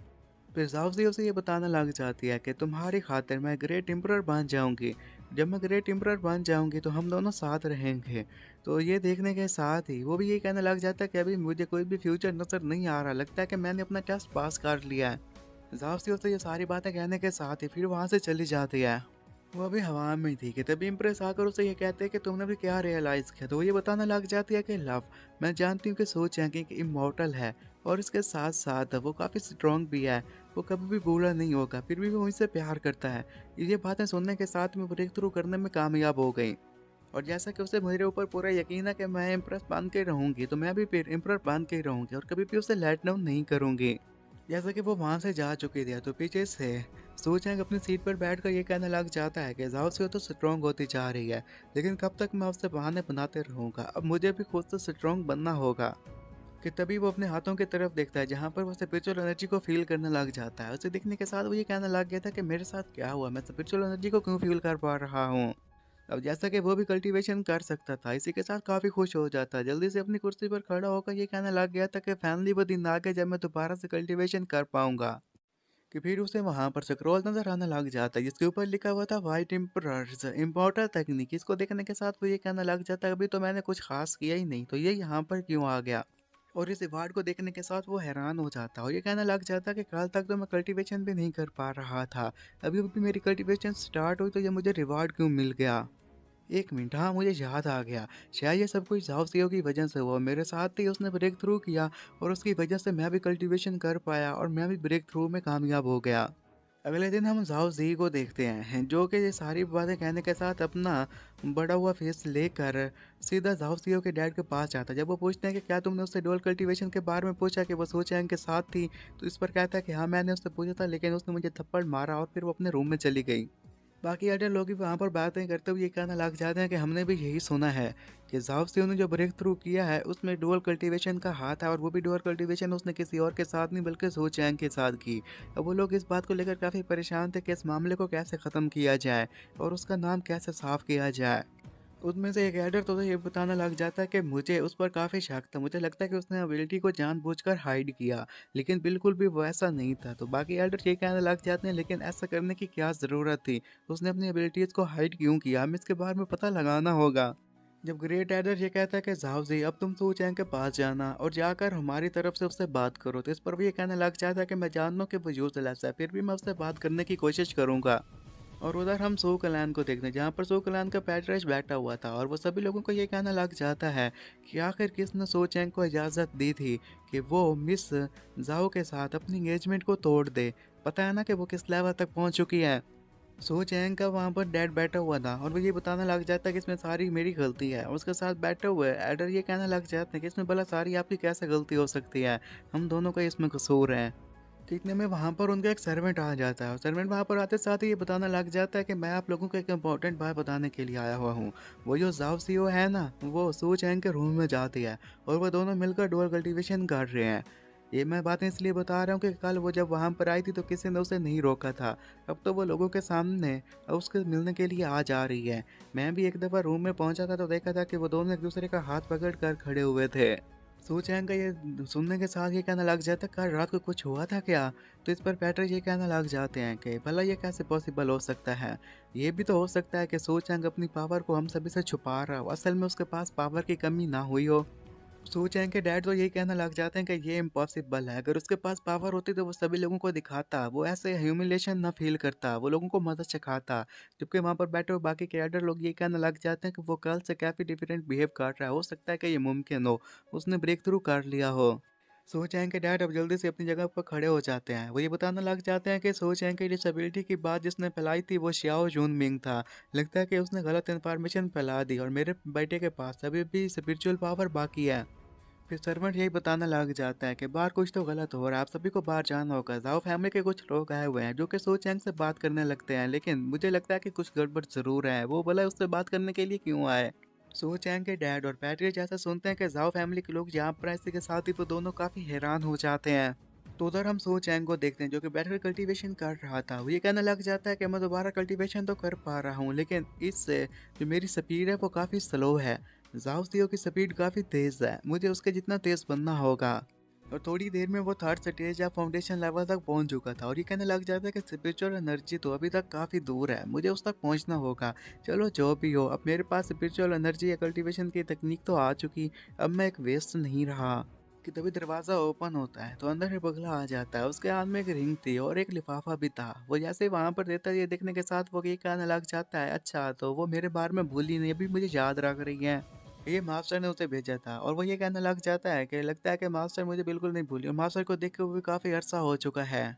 जैसा कि मैं एक यूजलेस बन गया था, हो सकता है कि मेरी मास्टर मेरे यूजलेसनेस की वजह से मुझसे काफ़ी डिसअपॉइंट हो गई हो। अब उसके पास जो लेटर आया था, वो जैसे ही उस लेटर को ओपन करता है तो अंदर से सुप्रीम सवार्ड सेक्ट की सेक्ट मास्टर श्याओ युनमिंग आ जाती है। उसे देखने के साथ वो ये कहना लग जाता है कि अच्छा तो ये लेटर मेरी मास्टर ने मुझे भेजा है, आखिर वो मेरे ऊपर इतनी एफर्ट क्यों लगा रही है। और यहीं पर ये एपिसोड खत्म हो जाता है। एपिसोड की शुरुआत में हम देखते हैं कि जो टीचर ने उसे मैसेज भेजा था, टीचर यही कह रही थी कि तुम मुझसे काफ़ी डिसअपॉइंट हो गए होगे, मैंने तुम्हारी मदद नहीं की इसलिए तुमने इवल पार्ट को चूज़ कर लिया और तुम्हारी स्पिरिचुअल एनर्जी भी ख़त्म हो गई।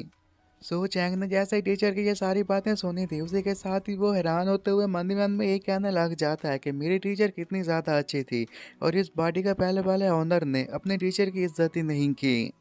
फिर उसकी टीचर उसे ये बताने लग जाती है कि जैसा कि मैंने तुम्हारा ख्याल नहीं रख पाई, इसलिए मैंने तुम्हें कुछ चीज़ें भेजी हैं, जिसमें टॉप ग्रेड पियून पिल थी, टॉप ग्रेड टर्निंग पिल्स थी और इंटरनल लाइफ सवार्ड थी जो कि उसके काफ़ी काम आ सकती थी। ये सारी चीज़ों को देखने के साथ सो चैंग अपनी टीचर को थैंक्स कहता है। इतना ही नहीं बल्कि अब तो उसकी टीचर ने उसे कुछ स्टोन्स वगैरह भी सेंड किए थे और यही बता रही थी कि जब तुम्हें गुस्सा आएगा तो इन स्टोन्स का इस्तेमाल करना, इससे तुम्हारा गुस्सा गायब हो जाएगा और ऊपर से ये तुम्हारी बॉडी के मेंटेनेंस में भी काफ़ी मदद करेंगे। मैं बस इतना ही चाहती हूँ कि तुम हम्बल तरीके से दूसरे लोगों के साथ पेश आओ और जैसा तुम पहले होते थे बिल्कुल भी वैसा भी अब मत करना। और टीचर का मैसेज गायब होना शुरू हो जाता है तो वो भी ये कहने लग जाता है कि टीचर मैं आपको बिल्कुल भी धोखा नहीं दूंगा, जैसा आपने मेरे बारे में सोचा मैं वैसा करके दिखाऊंगा। और इतना ही नहीं, वहां से जाते हुए उसने आखिरी बात यही कही थी कि मैं जानती हूँ कि तुम मास्टर के कपड़ों को चेक किया करते थे, एंड ऐसे काम न करना वरना तुम्हें अच्छी सजा मिलेगी। जैसे ही उसने कपड़ों की बात सुनने की उसी के साथ ही सो जाएंगे तो फेस ही चेंज हो जाता है और ये कहना लग जाता है कि यार ये बंदा क्या चीज़ थी। और वो फिर ये भी कहना लग जाता है कि अगर तुम स्वॉर्ड्समैनशिप सीखने के लिए गए थे तो फिर मास्टर के कपड़ों में झांकने की क्या ज़रूरत थी। और वैसे भी मास्टर ने मुझे इतनी अच्छी स्वॉर्ड दी है तो इसके लिए मास्टर आपको बहुत बहुत शुक्रिया, इसका मैं अच्छे से यूज़ करूँगा। वो स्वॉर्ड के बारे में ये बताने लग जाता है कि मास्टर जी स्वॉर्ड काफ़ी सारे लोग हासिल करना चाहते थे लेकिन उससे कोई भी हासिल नहीं कर सका। इसमें सेल्फ डिफेंस मैकेनिज्म भी पाया जाता है जिसे एक्टिवेट करना या फिर अनब्लॉक करना है तो उसके लिए मुझे जाओसियो की पावर की ज़रूरत पड़ेगी। अब बाहर उसे लोगों का शोर सुनाई देने लग जाता है। शोर के साथ ही वो ये कहने लग जाता है कि बाहर क्या हो रहा है, इतने सारे लोग यहाँ पर क्या कर रहे हैं। असल में बाहर जाओ फैमिली के एल्डर लोग आ चुके थे और ग्रैंड एल्डर ये कहने लग जाते हैं कि मैं यहाँ पर जाओ फैमिली के जीनियस लोगों को लेकर आया हूँ ताकि सो चैंग के साथ उनकी फाइट करवा सकूँ, लेकिन तुम्हारे चेहरे पर क्यों 12 बजे हुए हैं। और ये सारी बातें सो चैंग के डैड को कह रहा था। सो चैंग के डैड ये बात सुनने के साथ उसे ये कहना लग जाते हैं कि अगर तुम्हें किसी के साथ पंगा लेना है या फाइट करनी है तो वो मैं हूँ। जब से तुम्हें पता चला है कि जाओ सीओ के दोबारा कल्टीवेशन शुरू हो चुकी है और वो पीक लेवल तक पहुंच चुकी है, तुम लोगों ने हमें नीचे दिखाने की कोशिश शुरू कर दी। अब तुम्हें ये भी पता चल चुका है कि सो चैंग एक यूजलेस बंदा बन चुका है, इसलिए तुम यहाँ पर उससे पंगा लेने के लिए आ गए। ग्रैंड एल्डर ये सुनने के साथ ये कहने लग जाता है कि अगर सू चैंग हमसे फाइट करने के लिए नहीं आएगा तो हमारे पास भी और कोई रास्ता नहीं है, हम यहाँ पर फोर्स का इस्तेमाल करेंगे। सू चैंग अब उनके पीछे आकर खड़ा हो जाता है। उन लोगों को ये कहना लग जाता है कि कौन है यहाँ पर जो मेरे साथ फाइट करने के लिए आया हुआ है। ग्रैंड एल्डर के पीछे जाओजी खड़ा था और खुश होते हुए ये बताने लग जाता है कि वो मैं हूँ जो तुम्हें यहाँ पर चैलेंज करने के लिए आया है। सू चैंग उसकी बात सुनने के साथ मन ही मन में ये कहने लग जाता है कि ये लोग मेरे साथ फाइट करने के लिए इसलिए ये देखना चाहते हैं कि मैं कल्टीवेट कर सकता हूँ या नहीं। जैसे कि जाओ सीओबी ने भी कल्टीवेशन शुरू कर चुकी है और ये जानना चाहते हैं कि मैं उसके काबिल हूँ या नहीं। जाओजी आगे बढ़ता है और उससे यही कहता है कि तुम्हें लगता है कि तुम मेरे साथ फाइट कर सकोगे, तुम में इतनी हिम्मत है। तो सू चैंग उसे कहने लग जाता है कि मैं तो तुम्हें बस इतना ही कहूँगा कि तुम मेरे साथ पंगा मत लो। सो चैंग के डैड ये बात सुनने के साथ ये कहने लग जाते हैं कि लगता है कि सच में ये कल्टीवेशन नहीं कर सकता, ये एक यूजलेस बंदा बन चुका है। जाओ फैमिली के एल्डर लोग भी मन ही मन में काफ़ी खुश हो गए तो ये कहने लग जाते हैं कि ये तो सच में यूजलेस है, ये तो जल्दी हार जाएगा। और जाओ जो भी मुस्कुराते हुए वहाँ से जाते उसे ये कहने लग जाते, जैसा मैंने तुम्हारे बारे में सोचा था कि तुम एक गधे हो, तुम सच में गधे हो, तुम तो मेरे साथ फाइट ही नहीं करना चाहते। लेकिन आगे से सोचेंगे उसे कहने लग जाता है कि मैं तुम्हारे साथ इसलिए फाइट नहीं करना चाहता क्योंकि इसमें तुम मर जाओगे। उसकी ये बात सुनने के साथ एल्डर लोग, ज़ोंग और वहाँ पर सारे लोग ये सुनने के साथ काफ़ी हैरान हो जाते हैं। और ज़ाओज़ी फिर उसे कहने लग जाता है अगर तुम्हें अपने ऊपर इतना ही ज़्यादा भरोसा है तो क्यों ना हम लोग मार्शल अरीना में चलें, वहाँ पर 2-2 हाथ हो जाएँ। तो वो भी कहने लग जाता है कि हाँ, मेरा भी यही ख़्याल था, चलो वहाँ पर जाकर 2-2 हाथ करते हैं और देखते हैं कि हम में से कौन सा स्ट्रॉन्ग है। अब वो दोनों ने तो अपनी जगह को डिसाइड कर लिया था। सो चैंग या देखने के साथ ही अपने एक सर्वेंट को ये कहते हैं कि तुम जल्दी से मिस्टर यांग को यहाँ पर बुलाकर ले आओ। इस पर उसका सर्वेंट कहता है कि ठीक है, जैसा आप कहें। अब मार्शल अरीना में वो दोनों पहुंच चुके थे और ऊपर खड़े हुए थे और बाकी के सारे लोग नीचे उनकी फाइट देखने के लिए तैयार खड़े थे। तो मिस्टर यांग जैसे ही वहां पर आ चुके थे तो उन्हें देखने के साथ ही सो चैंग उन्हें ये कहने लग जाते हैं कि मैं जानता हूँ कि मेरा बेटा एक इमॉर्टल है, लेकिन हो सकता है कि आज उसकी मौत हो जाए, तो आप उसकी हेल्प कीजिएगा। तो इस पर मिस्टर यांग कहते हैं कि आप इस बात की टेंशन मत लें, मैं आ गया हूँ ना। और वहीं पर स्टेज पर जाओ ये कहने लग जाता है कि जब हम पहली दफ़ा मिले थे मैं वीक था, तुमने मुझे बुली किया था और आज मेरे पास मौका है। ये सुनने के साथ सोचेंग मन ही मन में ये कहने लग जाता है कि लगता है कि इस लड़के ने काफ़ी सारे लोगों से पंगा लिया है। अब मुझे तो याद ही नहीं है कि वो कौन कौन से लोग थे। जाओ ने अपनी मिडल स्पिरिचुअल स्वॉर्ड निकाल ली थी और ये कहने लग जाता है कि तुम्हारी जैसे कि कल्टीवेशन अब रून हो चुकी है, अब मैं देखता हूँ कि तुम मेरे साथ कैसे पंगा लोगे। सू चैंग के डैड और बाकी लोगों को जब ये बात मालूम होती है, इसी के साथ ही वो लोग काफ़ी हैरान हो जाते हैं और ये कहने लग जाते हैं हमें तो यकीन नहीं आ रहा कि जाओ के लोगों के पास एक मिड रेंज की स्पिरिचुअल सपोर्ट है, अब हमारे बेटे को कौन बचाएगा।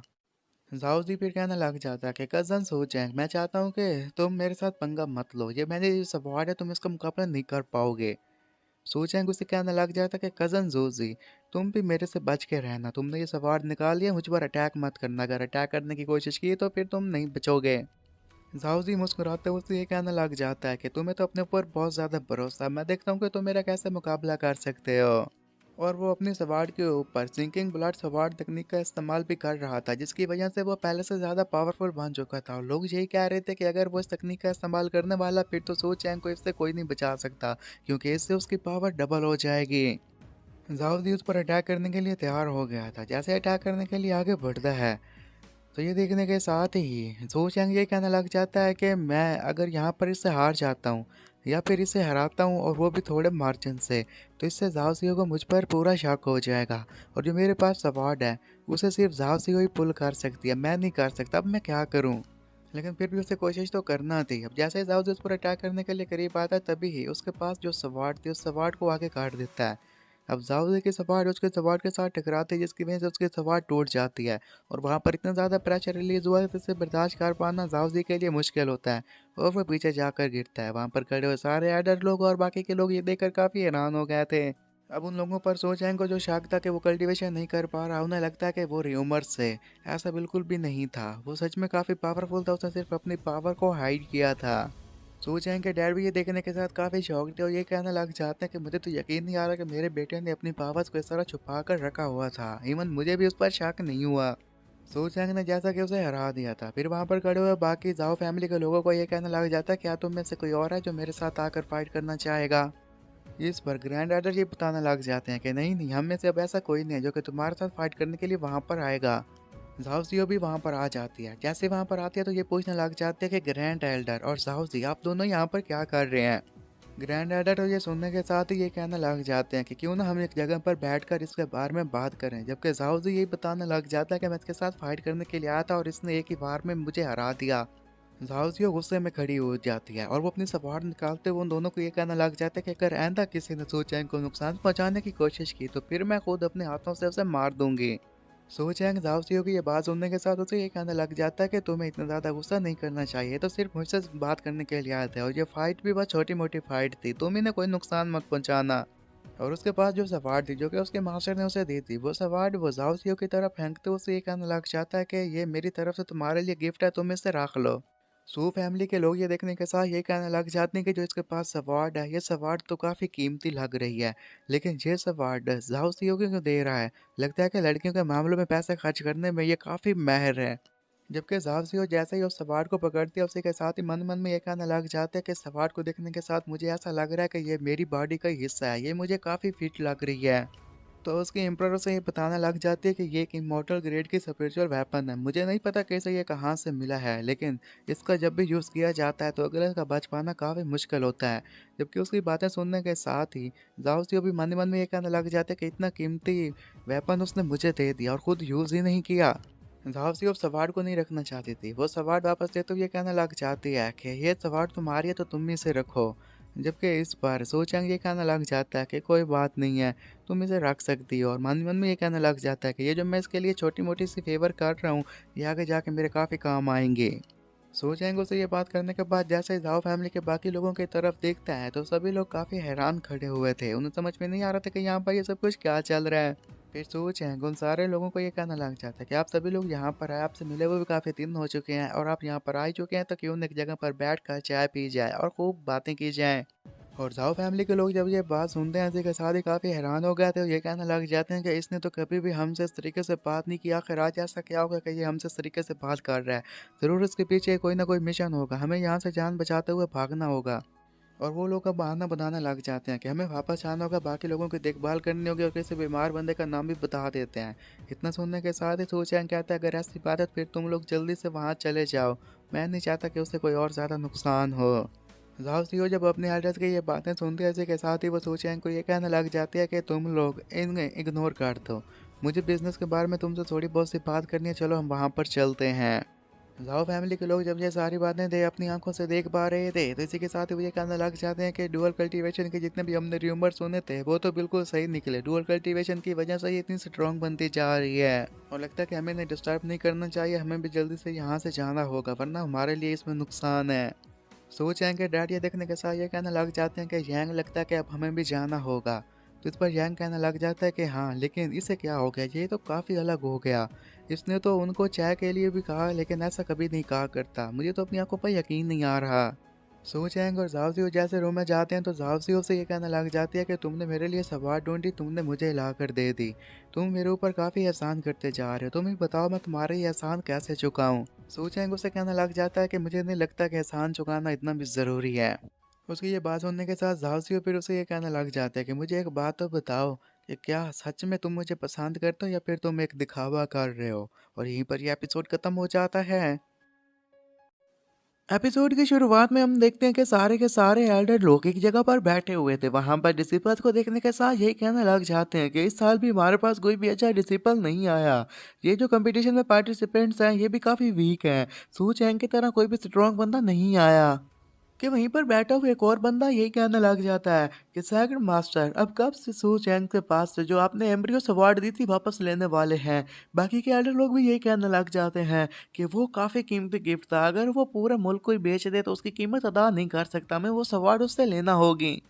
जिस पर सेक्ट लीडर उन्हें यही कहना लग जाती है कि एक सवार्ड जिसे हम यूज़ नहीं कर सकते और एक यूजलेस सवार्ड, इन दोनों में क्या डिफरेंस होता है। जिस पर बैठे हुए बाकी एल्डर चुप कर जाते हैं क्योंकि उनके पास इस बात का कोई भी जवाब नहीं था कि एक लड़का यहाँ वो तेजी से भागकर उन लोगों के पास आता हो। ये कहने लग जाता है कि सेक्ट मास्टर मेरे पास आपके लिए एक न्यूज़ है। और वो एल्डर लोग ये कहने लग जाते हैं कि तुम आराम से बताओ, तुम इतना ज़्यादा पैनिक क्यों कर रहे हो। इस पर वो बंदा अपने फेस पर जोरदार थप्पड़ दे मारता है क्योंकि अपनी पैनिक को दूर किया जा सके। खैर करेज को लेने के साथ वो उन लोगों को ये कहना लग जाता है कि यहाँ पर सोच एंगार है। वहाँ पर कुछ बाकी लोग ये कहने लग जाते हैं कि वो तो यूजलेस बंदा हो चुका है, उसमें इतनी हिम्मत कहाँ से आ गई कि वो यहाँ पर आए। उसकी मास्टर भी वहीं पर बैठी थी। जब उसे पता चलता है कि सोचेंग यहाँ पर आ रहा है तो वो भी मन ही मन में ये कहने लग जाती है कि क्या उसने अपनी पावर्स को रिकवर कर लिया है। और बाहर सोचेंग पे आ चुका था और उसके पास सीओ भी खड़ी हुई थी, तो वो सीओ को ये कहने लग जाता है कि तुम वहां पर अच्छे से परफॉर्म करना लेकिन अपनी पूरी एबिलिटी उन लोगों को मत दिखाना। तो वो भी कहने लग जाती है कि मैं अपनी कल्टीवेशन को कंट्रोल करने की कोशिश करूंगी। वो फिर उन लोगों में खड़ा हुआ था जहाँ पर बाकी के मास्टर लोग भी खड़े हुए थे और पार्टिसिपेंट्स भी खड़े हुए थे। और ये अपने मन ही मन में ये कहने लग जाता है कि मुझे उम्मीद है कि जाओदियो जल्दी से अपना काम खत्म करे ताकि हम वापस जा सकें, क्योंकि मैं अपने दुश्मनों को फेस करने के काबिल नहीं हूँ। कि वहां पर खड़े हुए लोगों की नज़र उस पर पड़ गई थी, वो लोग उसे पहचान गए थे। और ये कहने लग जाते हैं कि बिग ब्रदर आप यहाँ पर आ गए। उन लोगों को देखने के साथ ये हैरान था, शॉक था और ये कहने लग जाता है लगता है कि अब तो मैं मारा जाऊंगा। वो अपने फेस से मास्क हटाकर उन लोगों को ये कहने लग जाता है तो अच्छा है, तो तुम लोगों ने मुझे पहचान लिया, लेकिन कैसे। जबकि वहां पर खड़े हुए लोग उसे देखते हैं कि ये तो सोचेंगी है और उससे वो ज़्यादा खुश हो जाते हैं और कहने लग जाते हैं कि ये तो सच में आप ही हैं। और वो उसे ये कहने लग जाते हैं कि बिग ब्रदर, जैसा कि आप यहाँ पर आ चुके हैं, आप रिटर्न कर चुके हैं, तो इसलिए हम सभी लोग आपको कांग्रेचुलेट कहते हैं। तो उनका ये बातें सुनने के साथ वो हैरान था। साइड पर बाकी क्लास के लोग भी खड़े हुए थे, जो कि ये कहने लग जाते हैं कि हम तो इसके रैमकदा को नहीं देख पा रहे। ये यूजलेस है या फिर यूजलेस नहीं, हमें पता कैसे चलेगा। यहाँ पर ये शायद अपनी पोजीशन को वापस करने आएगा, लेकिन ये पोजीशन हासिल करना मुश्किल होगा क्योंकि यहाँ पर 10 होली लैंड्स मौजूद हैं। सोचेंगे फिर अपने मन मन में ये कह रहा था कि खुशकिस्मती की बात यही है कि मैंने की हिडन तकनीक को एडवांस हासिल कर लिया है, वरना यहाँ पर सारे लोग मेरी की के बारे में जानते तो यहाँ पर मुझे जिंदा ना छोड़ते। कि फिर एक लड़का उसके पास आता और उसे ये कहने लग जाता है कि क्या तुम सच में सोचेंगी हो ना। सोचेंग, क्या तुमने मुझे पहचाना कि मैं कौन हूँ। वो भी गुस्से में था, उसके चमचे लोग भी काफी गुस्से में दिखाई दे रहे थे। सोचेंग उसे कहने लग जाता है कि तुम्हारी इन हरकतों से मैं जरा बराबर भी इम्प्रेस नहीं हुआ, जिससे उसका गुस्से में और ज्यादा इजाफा हो जाता है। वो अपने मन में गुस्से से ये कहने लग जाता है कि मेरा नाम है शो हुआ, मैं great disciple of the great Elder हूँ। इसने मुझे पिछली बार हराया था और अब कह रहा है कि इसका मेरे ऊपर कोई इम्प्रेशन नहीं पड़ा। थोड़ा ऐसे लोग भी इस दुनिया में पाए जाते हैं। शो हुआ उसे कहने लग जाता है कि तुम तो एक वेस्ट मान चुके हो। तुम मुझे बताओ कि क्या तुम सच में यहाँ पर पार्टिसिपेट करना चाहते हो। जिस पर आगे से शो चैंग उसे बताता है कि नहीं, तुम्हें किसने कहा कि मैं यहाँ पर पार्टिसिपेट करने आया हूँ, बल्कि मैं तो यहाँ पर किसी की कंपनी देने के लिए आया हूँ। शो हुआ हैरान था और ये कहने लग जाता है कि मुझे यकीन नहीं आ रहा कि आखिर ये क्या कहने की कोशिश कर रहा है।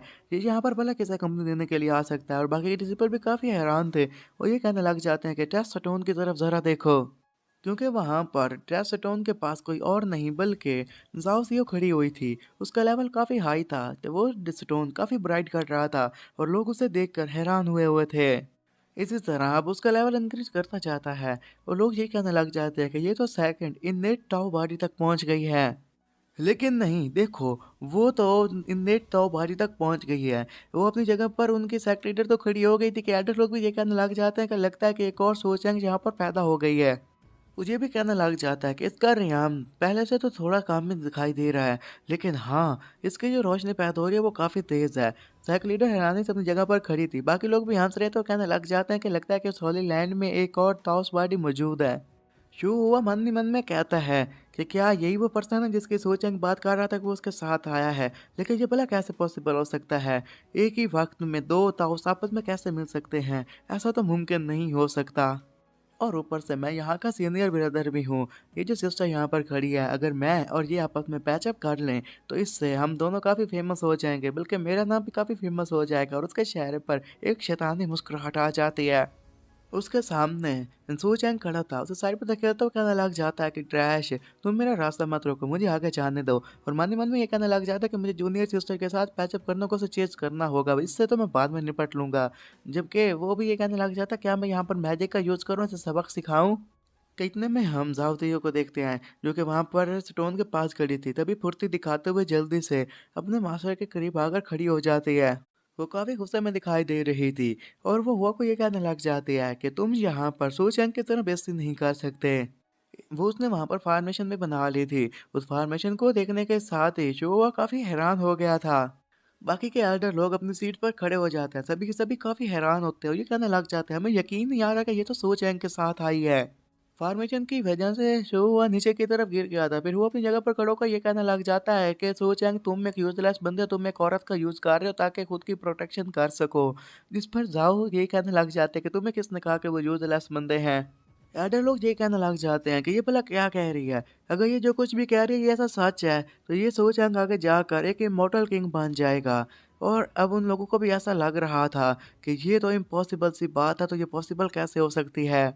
वो अभी भी गुस्से में खड़ा हुआ था और वो ये कहने लग जाता है कि अगर तुम यूथलेस नहीं हो तो सो चैंग, क्यों ना फिर हम दोनों दो दो हाथ काट लें। सो चैंग आगे से फेस बनाकर कहने लग जाता है कि तुम्हें लगता है कि तुम मेरे के लड़ने के काबिल हो।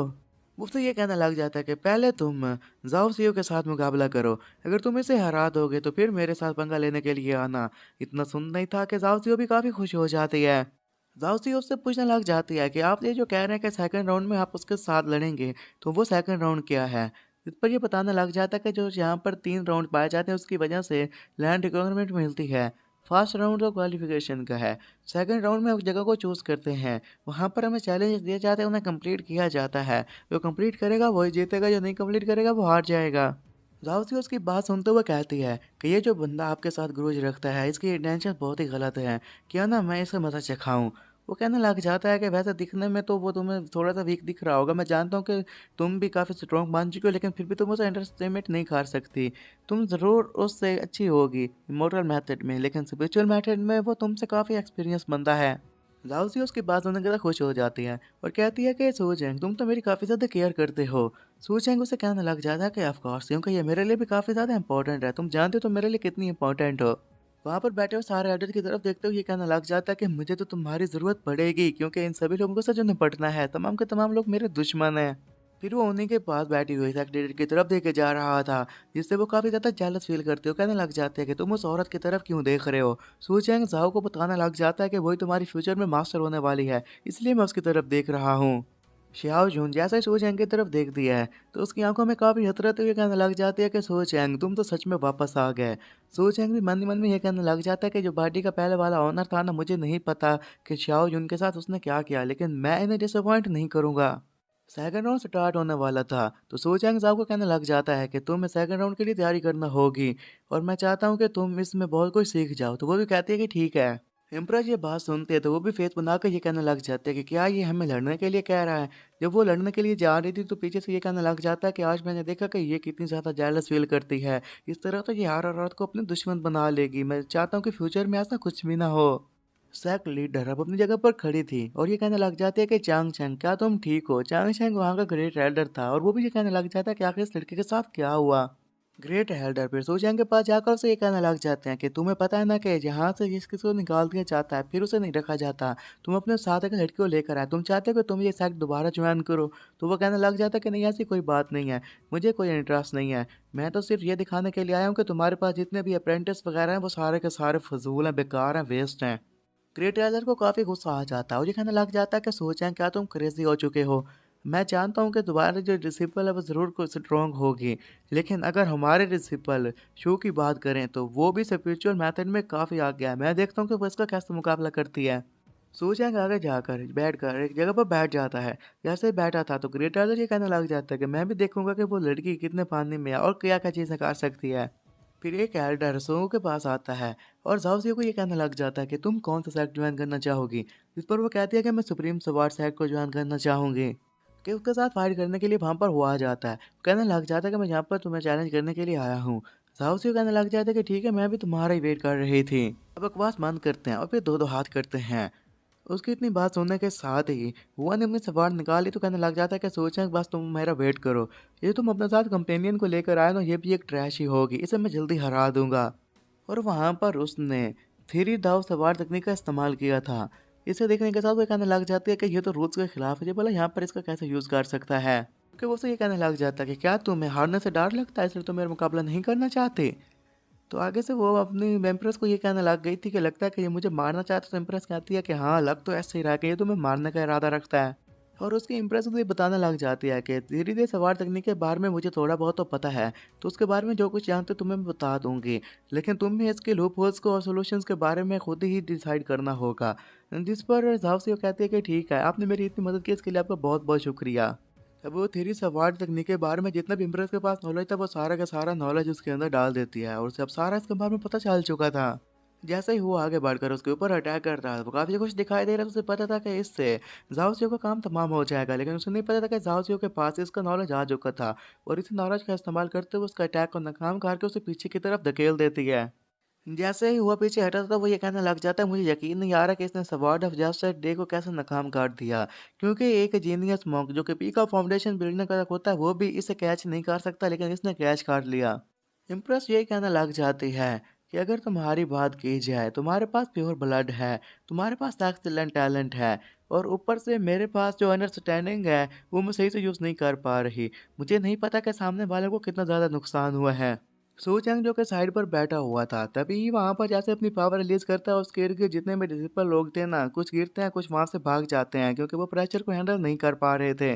वो भी बैठा हुआ अपने मन ही मन में ये कहना लग जाता है कि जो इम्प्रेस बाय है ना, उसने 3D सवार तकनीक के बारे में जावसियो को सब कुछ बता दिया, ये तो मेरे लिए ब्लेसिंग हो गई। वो वहां पर बैठा था, पावर रिलीज कर रहा था। कुछ लोग तो उसे देखकर हैरान हो गए थे, लेकिन कुछ लोग उसे देखकर काफी खुश हो गए थे। वो भी वहाँ पर बैठा हुआ ये कहने लग जाता है कि लगता है कि अब मुझे सब कुछ रियलाइज़ हो गया। बाकी लोग भी ये कहने लग जाते हैं कि इसे भी सब कुछ पता चल चुका है। क्योंकि ये यहाँ पर बैठा हुआ था। ये शो हुआ की मूव्स देख रहा था और शो हुआ की मूव देखने के साथ ही इसने 3 डेज़ स्वॉर्ड्समैनशिप के बारे में सब कुछ सीख लिया। ये भला कैसे पॉसिबल हो सकता है? ये तो कोई आम बंदा नहीं हो सकता, बल्कि ये तो एक मॉन्स्टर है। वहाँ पर खड़े हुए लोग भी काफ़ी हैरान थे। ये कहने लग जाते हैं कि लगता है कि ये वो बंदा है जो कि हर चीज़ के बारे में जान लेता है। खैर, इस सब कुछ सीखने के साथ ही वो झाओसियो को ये बताने लग जाता है कि झाओसियो, अब मुझे थ्री डे सवार तकनीक के बारे में सब कुछ पता चल चुका है और मुझे ये भी पता है कि इस सब की वजह से उसने अपनी स्वॉर्ड्समैनशिप खो दी है। झाओसियो कहने लग जाता है कि ठीक है, मैं आपकी बात अच्छे से समझ गई। अब मैं लोगों को दिखा दूंगी कि जो कोई भी सू चैंग को नुकसान पहुंचाने की कोशिश करेगा उसके साथ मैं क्या करती हूँ। और यहीं पर ये एपिसोड खत्म हो जाता है। एपिसोड की शुरुआत में हम देखते हैं कि शू हुआ अभी भी अपनी हरकतों से बाज नहीं आ रहा था और अपनी सवार निकालते हुए कहने लग जाता है कि मैंने तुमसे जो कुछ भी कहा उससे मुझे ज़रा बराबर भी शर्म नहीं आ रही। अब तुम मेरी अपनी सवार की पावर देखना। ये देखते साथ ही सो चैंग जाओ सेओ को ये कहने लग जाता है कि ये जो 3 डेज ऑफ स्वॉर्ड्समैनशिप है ना, ये तो आज स्ट्रॉन्ग होगी, लेकिन अभी भी तुम्हारे पास वक्त है। जब उसके सही तरीके पर तुम अटैक करोगी तो हो सकता है कि उसके अटैक नाकाम हो जाए। उसकी ये बात जाओ सियासी से समझ गई थी। जाओ अब सीधा जाकर उसी के वीकनेस पर अटैक करना शुरू कर देती है और ये देखने के साथ हुआ काफ़ी हैरान हो जाता है और कहने लग जाता है कि मुझे तो यकीन नहीं आ रहा आखिर इस फ्लास्क के बारे में कैसे पता चला। वो अभी भी उसका भरपूर तरीके से मुकाबला किए जा रही थी और ये सब कुछ देखने के साथ हुआ ये कहने लग जाता है कि लगता है कि इस ब्लाइंड कैट के पास कुछ तो ऐसा आ चुका है जिसकी वजह से ये मेरी कमजोरियों के बारे में जान चुकी है। सो चैंग ये देखने के साथ ये कहने लग जाता है कि इसकी स्वॉर्ड की पावर वीक होती जा रही है और स्पिरिचुअल पावर भी एक जगह पर नहीं ठहर रही। उसे एडजस्ट करने में से काफ़ी डिफ़िकल्टी हो रही है और ये काफ़ी नहीं होगा। मुझे लगता है कि ये जल्द ही हार जाएगा। जाओ अब इस फाइट को लेकर काफ़ी ज़्यादा सीरियस थी। जब उसके पास एक अच्छा मौका होता है इसी के साथ ही वो हुआ को एक ज़ोरदार किक दे मारती जिसे बर्दाश्त कर पाना हुआ के लिए काफ़ी मुश्किल काम था। वो पीछे हट ही रहा था कि तभी ही जाओ उसके ऊपर अब हर तरह से अटैक करने लग जाती है। उसने कैंडल ड्रैगन का इस्तेमाल किया था, गो टू द स्टार्स का इस्तेमाल किया था और बाकी भी इस तरह की तकनीक का इस्तेमाल किया था। वो उसे जितना नुकसान पहुंचाना चाहती थी उतना नुकसान पहुंचा रही थी और इन सारी तकनीक की वजह से अब हुआ की हालत इतनी ज़्यादा ख़राब हो जाती है कि उसमें से काफ़ी सारा ब्लड बाहर निकल रहा था और उसके हाथ में जो सवार थी वो भी नीचे गिर जाती है और वो भी वहीं पर घुटनों के बल बैठ जाता है। उसमें इतनी हिम्मत नहीं थी कि अब वो उसके साथ फाइट कर सके। फिर सू चैंग सीधा हुआ के पास आता है और उसे कहने लग जाता है कि देखा, तुम अपनी स्पिरिचुअल पावर का इस्तेमाल कर रहे थे और इसी स्पिरिचुअल पावर की वजह से तुम्हारी बॉडी में कितना ज़्यादा दर्द हो रहा है। अब देखो कि मैंने उसे कहा था कि वो तुम्हारे फ्लास्क के ऊपर अटैक करे और बार बार वो तुम्हें दर्द दिया जा रही है और इस दर्द को बर्दाश्त कर पाना तुम्हारे लिए मुश्किल है। तो मुझे बताओ कि क्या तुम्हें सब में मज़ा आ रहा है। वो उसके करीब खड़ा हुआ है, इसकी ये बातें कहे भी जा रहा था और इसके साथ मुस्कुरा भी रहा था, लेकिन उसके साथ घड़ी और साव अभी भी काफ़ी सीरियस थे। हुआ के लिए सच में अब ये सारी चीज़ें बर्दाश्त कर पाना काफ़ी मुश्किल था, तो वो उसके सामने झुक जाता है और उसके मुंह से भी अजीबोगरीब झागें बाहर निकल रही थीं। और वहाँ पर बैठे हुए एल्डर लोग जो कि ये फाइट देख रहे थे, जैसे ये सब कुछ देखते हैं उसी के साथ ही काफ़ी हैरान हो जाते हैं क्योंकि उन्हें अपनी आंखों पर यकीन नहीं आ रहा था कि यही सोचेंगे जिसे उन्होंने निकाल दिया था अपने कंपेनियन को लेकर आ जाता है और यहाँ पर आकर इतना नाम कमा रहा है। फिर एडर लोग ये भी कहने लग जाते हैं कि इन्होंने जिस तरह हुआ को नुकसान पहुंचाया है सबको बर्दाश्त कर पाना उसके लिए काफ़ी मुश्किल था।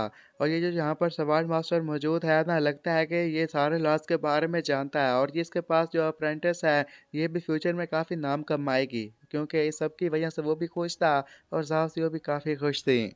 वो अभी भी वहाँ पर खड़ा हुआ उसे अप्रिशिएट किया जा रहा था कि तभी उसकी मास्टर साइड पर आकर ये कहने लग जाती है कि मैंने इसके बारे में कभी भी नहीं सोचा था। तो वो दोनों उसकी तरफ फोकस करने लग जाते हैं। उसकी मास्टर ये कहने लग जाती है कि मैंने इसके बारे में कभी भी नहीं सोचा था कि तुम भी किसी लड़की में इंटरेस्ट होगी। आज मैं तुम्हें देख रहा हूँ तो इससे मुझे काफ़ी ज़्यादा हैरानी हो रही है। इतना सुनना ही था कि झाओ सीओ को काफ़ी गुस्सा आ जाता है और वो उसके मास्टर को ये कहने लग जाता है कि तुम्हें पता ही नहीं है कि सू चैंग मेरे बारे में क्या सोचता है। मैं सिर्फ इसकी अप्रेंटिस ही नहीं हूँ बल्कि मैं वो औरत हूँ जिससे वो सबसे ज़्यादा प्यार करता है और इसने फ्यूचर में भी काफ़ी सारी प्लानिंग बनाकर रखी हुई है। जब से इसने सुप्रीम सवार्ड सेक्ट ज्वाइन किया ये बस मेरे बारे में ही सोचता है। तो मासा ये बात सुनने के साथ ये कहने लग जाती है, ओ अच्छा तो ऐसी बात है, तो इसलिए मैं देख पा रही हूँ कि सू चैंग आज यहाँ पर काफ़ी अजीब बिहेव कर रहा था, पहले से काफ़ी स्ट्रेंज हो चुका था। तो उसकी बात सुनने के साथ ही सू चैंग हंसने लग जाता है। लेकिन जैसा ही उसने झाओ की तरफ देखा था, जो कि काफ़ी गुस्से में खड़ी थी, अपने मन ही मन में ये कहने लग जाता है कि अगर ये मेरी मास्टर के साथ ऐसा ही बात करती रही तो मुझे उम्मीद है कि इन दोनों में लड़ाई हो जाएगी और यहाँ पर मैदान जंग बन जाएगा। तो इसलिए वो नहीं चाहता था कि दोनों के दरमियान फाइट हो। इस फाइट को रोकने के लिए वो झाओ को ये कहने लग जाता है कि पहले क्यों ना तुम जाकर रजिस्टर करवा लो, फिर ही आकर बात करेंगे। और मन ही मन में ये कहने लग जाता है कि इन दोनों को फिलहाल सेपरेट करना ही सबसे बेहतर रहेगा। वो खैर इसके बारे में बात किए जा रहा था कि ताई किंग होली लॉर्ड ली किंग सू वहाँ पर आ गया था। ये कहने लग जाते हैं कि सो चैंग, अगर आप चाहें तो आप हमारे यहाँ आ सकते हैं। उनकी बात सुनने के साथ ही सो चैंग हैरान हो गया था। इतना ही नहीं बल्कि वहाँ पर क्यानजी होली लॉर्ड क्यानजू भी आ गए थे और वो भी चाहते थे कि सो चैंग उन्हें ज्वाइन कर ले। याओ कुआंग होली लैंड से होली लॉर्ड ली आ गए थे और वो भी चाहते थे कि वो सो चैंग उन्हें ज्वाइन कर ले। अजूरा होली लैंड से होली लॉर्ड वैंगलिन भी आ चुके थे और वो भी यही चाहते थे। वहां पर खड़े हुए सारे रिसिपल लोग ये कहने लग जाते हैं कि यहाँ पर हॉली लॉर्ड्स के आना कोई भी नॉर्मल बात नहीं होती। एक ही लॉरी लॉर्ड यहाँ पर काफी अरसे के बाद आता है, लेकिन देखो आज यहाँ पर कितने हॉली लॉर्ड्स आ गए और ये सारे के सारे ही सो चैंग के लिए आए हैं। सो चैंग भी इतने सारे हॉली लॉर्ड्स को देखने के साथ काफी हैरान था और कहने लग जाता है कि आखिर मैंने इनके साथ ऐसा क्या कर दिया कि यहाँ पर इतने सारे हॉली मास्टर्स आ गए हैं। कि एक लॉर्ड आगे बढ़कर कहने लग जाती है कि सो चैंग, क्या तुम ताइकिंग हॉली लैंड को ज्वाइन करना चाहोगे? तो उसकी यह बात सुनने के साथ वो हैरान था और समझ में नहीं आ रहा था कि वो अब इसका क्या रिप्लाई करे। कि फिर एक गंजा लॉर्ड भी उसके पास आता है और कहने लग जाता है कि तुम दास ली को ज्वाइन कर लो ना। सो चैंग, मैं जानता हूँ कि तुम एक जीनियस हो और लाइफ लॉ के बारे में बहुत कुछ जानते हो, तो हम नहीं चाहते कि हम ऐसे बंदे को खो दें जो कि ऑल काइंड्स ऑफ लॉ के बारे में जानता हो। तो सो चैंग उसे कहता है कि अभी थोड़ा वेट तो करो। इन हॉली मास्टर्स को देखने के साथ ही साइड पर से और हॉली मास्टर्स आकर ये कहने लग जाते हैं कि तुम दोनों साइड से हट जाओ। तुम्हें पता है ना कि सो चैंग हमारे सुप्रीम स्वॉर्ड सेक्ट से बिलोंग करता है, तो तुम इसे अपना सेक्ट ज्वाइन नहीं करवा सकते। तो दोनों ही लॉर्ड्स उसकी तरफ देखते हुए ये कहने लग जाते हैं कि तुम लोग तो अभी कह रहे थे कि तुम लोगों ने इसे स्वॉर्ड सेक्ट से एक्सपेल कर दिया है, तो फिर अब तुम क्यों कह रहे हो कि ये तुम्हारे सेक्ट में है? इतना ही सुनना था कि बाकी के और लॉर्ड्स आ जाते हैं और त्यान किंग होली लैंड की लड़की कहने लग जाते हैं कि ज्वाइन कर लो ना, और लीप जी कहने लग जाता है कि तुम हमें ज्वाइन कर लो ना। और इतना ही नहीं, याओ गुआंग होली लैंड से भी एक लड़की आई हुई थी और वो भी उसे ये कहने लग जाते हैं कि सो चैंग, तुम हमें ज्वाइन कर लो, तुम्हें जो कुछ भी चाहिए होगा मैं तुम्हें प्रोवाइड करवाने की कोशिश करूंगी। और त्यान किंग के लैंड से बंदा आया था और वो भी कहता है कि तुम हमें ज्वाइन कर लो। सो चैंग अब इतनी सारी बातें सुनने के साथ काफ़ी हैरान तो समझ में नहीं आ रहा था कि वो कौन सा साइट ज्वाइन करे, और मन ही मन में ये भी कहने लग जाता कि मैं लोगों को बता ही नहीं सकता कि मैं एक वेस्ट हूँ, उसके अलावा कुछ नहीं। और यहीं पर ये एपिसोड ख़त्म हो जाता है। एपिसोड की शुरुआत में हम देखते हैं कि सो चैंग अपने मन ही मन में ये कहने लग जाता है कि यहाँ पर जितने भी हॉली लॉर्ड्स मौजूद हैं वो इसलिए मेरे लिए लड़ रहे हैं क्योंकि उन्हें पता है कि मैं दोबारा से जीनियस बन गया हूँ और इन्हें अपने सेक्ट में मेरी ज़रूरत है। और अगर यहाँ पर ऐसा ही चलता रहा और मैंने कुछ अच्छा सा काम ना किया तो मेरी जो ओरिजिनल स्ट्रेंथ है वो यहाँ पर एक्सपोज हो जाएगी, सभी लोगों को पता चल जाएगा कि मैं इतना स्ट्रांग नहीं हूँ, तो मेरे लिए मुश्किलात बढ़ जाएंगी। और इतना ही नहीं बल्कि अगर जाओ सीओ को भी इसके बारे में पता चल गया कि मैं उससे झूठ बोल रहा हूँ तो फिर तो मेरे लिए और भी अच्छा नहीं है, और जो मेरे साथ आगे होगा उसे मैं इमेजिन ही नहीं कर सकता। कि एक गंजा लॉर्ड उसके पास आकर ये कहने लग जाता है कि मेरे दोस्त तुम बताओ तुमने इसके बारे में क्या सोचा, जबकि वो उससे कहने लग जाता है कि तुमने अभी क्या कहा। तो गंजा लॉर्ड ये कहने लग जाता है कि सोच, अगर तुम इसके लिए एग्री कर जाओ तो मेरे पास जो 1000 मैकेनिक्स की तकनीक है वो मैं तुम्हें सिखा दूंगा। बाकी के लॉर्ड्स ये बातें देखने के साथ ही ये कहने लग जाते हैं कि लगता है कि ये पगला चुका है। ये तकनीक तो सिर्फ आने वाले मास्टर को ही बताई जाती है और ये इसे बताने के लिए तैयार है, लगता है कि ये हर सूरत में इस बंदे को हायर करना चाहता है। सो चैंग उसकी बात सुनने के साथ कहने लग जाता है कि एक मिनट मुझे सोचने का वक्त तो दे दो। बाकी के लॉर्ड्स फिर उन यही कहने लग जाते हैं कि अगर तुम चाहो तो तुम हमारे साइड को हॉली लॉर्ड के तौर पर ज्वाइन कर सकते हो, हम अभी रिटायरमेंट ले लेंगे और ये डील इतनी भी बुरी नहीं है। कुछ तो फेरी वेपन देने के लिए भी तैयार थे। जाओ साइड पर खड़े हो ये सब कुछ देख रही थी, उसका गुस्सा बढ़ जाता है, ये कहने लग जाता है कि मैं जानती हूँ कि सो चैंग मेरा पहला प्यार है और सिर्फ आखिरी प्यार है। ये लोग उसके लिए फाइट कर रहे हैं, मुझे ये देखकर बिल्कुल भी अच्छा नहीं लग रहा। तो उसकी इम्प्रेस कहती है कि फिलहाल तुम देखते जाओ कि सो चैंग आगे करता क्या है।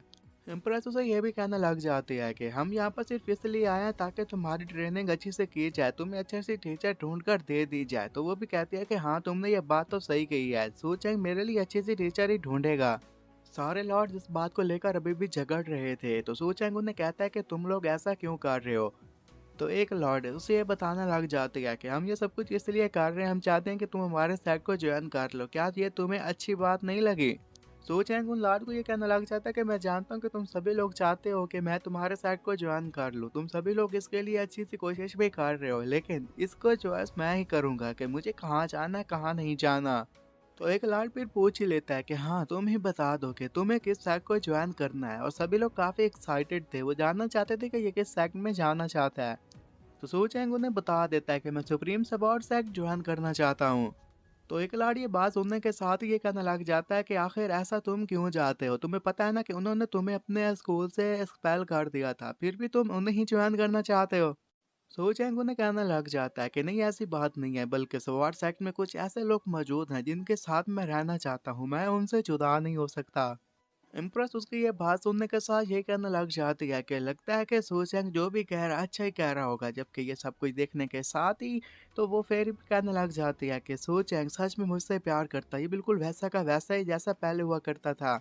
जबकि सूचेंग अपने मन ही मन में काफ़ी ज़्यादा घबराया हुआ था और ये कह रहा था कि फिलहाल मैं सवार सेट के बारे में काफ़ी सारी चीज़ें जानता हूँ, तो वहाँ पर एडजस्ट करना आसान होगा, और ऊपर से मैं ये भी नहीं चाहता कि बाकी लोगों को मेरी आइडेंटिटी के बारे में भी पता चल जाए, तो ये मेरे लिए अच्छी डील होने वाली है। और स्वाट साइड के लोगों को जब इसके बारे में पता चलता है तो वो तो काफ़ी खुश हो जाते हैं, जबकि बाकी साइड के लोग काफ़ी हैरान हो गए थे।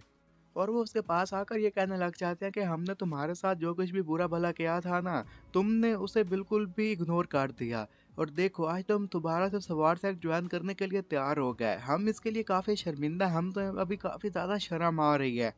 बाकी के एल्डर जो कि उसे अपने सेट में रखना चाहते थे, वो भी ये सब कुछ देखने के साथ खुश हो जाते हैं और ये कहने लग जाते हैं कि वेल जो कुछ भी यहाँ पर हुआ काफ़ी अच्छा हुआ, फिलहाल तो हम सभी लोग यहाँ से जा रहे हैं, और अगर किस्मत ने साथ दिया तो हमारी मुलाकात जल्द ही होगी। और गंजा लाट भी वहां से जाते हुए ये कहने लग जाता है कि सोचेंगे तुम्हें तो यहाँ पर सारे लाश के बारे में भी पता है, इस बात को देखकर मुझे काफ़ी ज़्यादा खुशी हुई, और वह सभी लोग वहां से चले जाते हैं। और वो लोग जा ही रहे थे कि उन्हीं में से फिर एक लड़की ये भी कहने लग जाती है कि अगर आज की बात की जाए तो इसने जैसे हुआ को हराया, यहाँ पर इसने अपनी इज्जत दोबारा से कमा ली, ये लोग उसे एक बार बात सुनने के लिए तैयार नहीं थे, बल्कि देख भी नहीं सकते थे, लेकिन आज देखो इसकी आवाज़ सुनने के लिए सभी लोग बेताब हैं। तो गंजा लाड ये कहने लग जाता है तो इसमें भला क्या बुरी बात है, वो चाहता है कि उसकी पोजीशन दोबारा आ जाए, तो इसके लिए वो कुछ भी कर सकता है। उसकी बात सुनने के साथ ही लॉर्डेस ये कहने लग जाती है कि हाँ मुझे लगता है कि ये सब कुछ हॉली लॉर्ड का ही प्लान होगा, अब हम सब कुछ अच्छे से समझ गए हैं कि उसके जहन में क्या चल रहा है। जबकि सोचेंग अपने मन ही मन में ये कहने लग जाता है कि वेल अब कोई भी डिफरेंस नहीं है, मैं जानता हूँ कि मैं यूजलेस पर्सन हूँ, अगर मैं मॉन्क्स के हाथों लग जाऊँ या फिर मैं वुल्व्स के हाथों लग जाऊँ, वो भी एक लैम्प की तरह, तो इसमें कोई डिफरेंस नहीं है। और अपने यंग मास्टर को देखने के साथ भी ये भी कहने लग जाता है कि मैं चाहता तो नहीं, लेकिन फिर भी यहाँ पर मुझे तुम्हें हक तो करना ही होगा। कि यंग मास्टर आगे बढ़ते हैं और वो सीधा जाओ सीओ के पास जाकर ये कहने लग जाते हैं कि मिस जाओ आप यहाँ पर आई, हमारी खुशी में और ज़्यादा इजाफा हो गया, अब आप यहाँ पर आइए और अपनी आइडेंटिटी को रेगुलेट कर लीजिए। जिस पर जाओ सीओ काफ़ी खुश हो जाती है और सूचैंग को कहती है कि मैं वहाँ पर जाकर जल्दी वापस आ जाऊंगी, तो वो कहता है कि यह तो अच्छी बात है, तुम जल्दी वापस आना। उसके जाते साथ ही पीछे से अब सू चैंग की मास्टर आ जाते और ये कहने लग जाती है कि मैं अब जान चुकी हूँ कि तुमने इन सब के लिए कितनी ज़्यादा कुर्बानियाँ दी हैं, तुमने काफ़ी ज़्यादा सफ़र किया, ये सब कुछ तुमने इसलिए किया ताकि यहाँ पर तुम दोबारा काउंसिल के सामने आ सको और एल्डर्स को दिखा सको कि तुम कितने काबिल हो। उसकी बातें सुनने के साथ सू चैंग मन ही मन में ये कहने लग जाता है कि मेरा तो ऐसा बिल्कुल भी मतलब नहीं था, मैं तो यहाँ पर झाओसियो का इस्तेमाल करके सुप्रीम सवार सेट का जो ड्रेयर है उसे हासिल कर लूँगा। जबकि मास्टर आगे बढ़कर उसके माथे पर फिंगर रखते हुए कहने लग जाती है कि मुझे नहीं पता था कि तुम इतनी अच्छी एक्टिंग भी कर लेते हो, तुमने तो मुझे भी इसके बारे में नहीं बताया जो तुमने प्लान बनाया। मास्टर की ये हरकतें देखने के साथ ही वो हैरान था और ये कह रहा था कि मुझे यकीन नहीं आ रहा कि मास्टर तो मेरी रिस्पेक्ट करते हैं।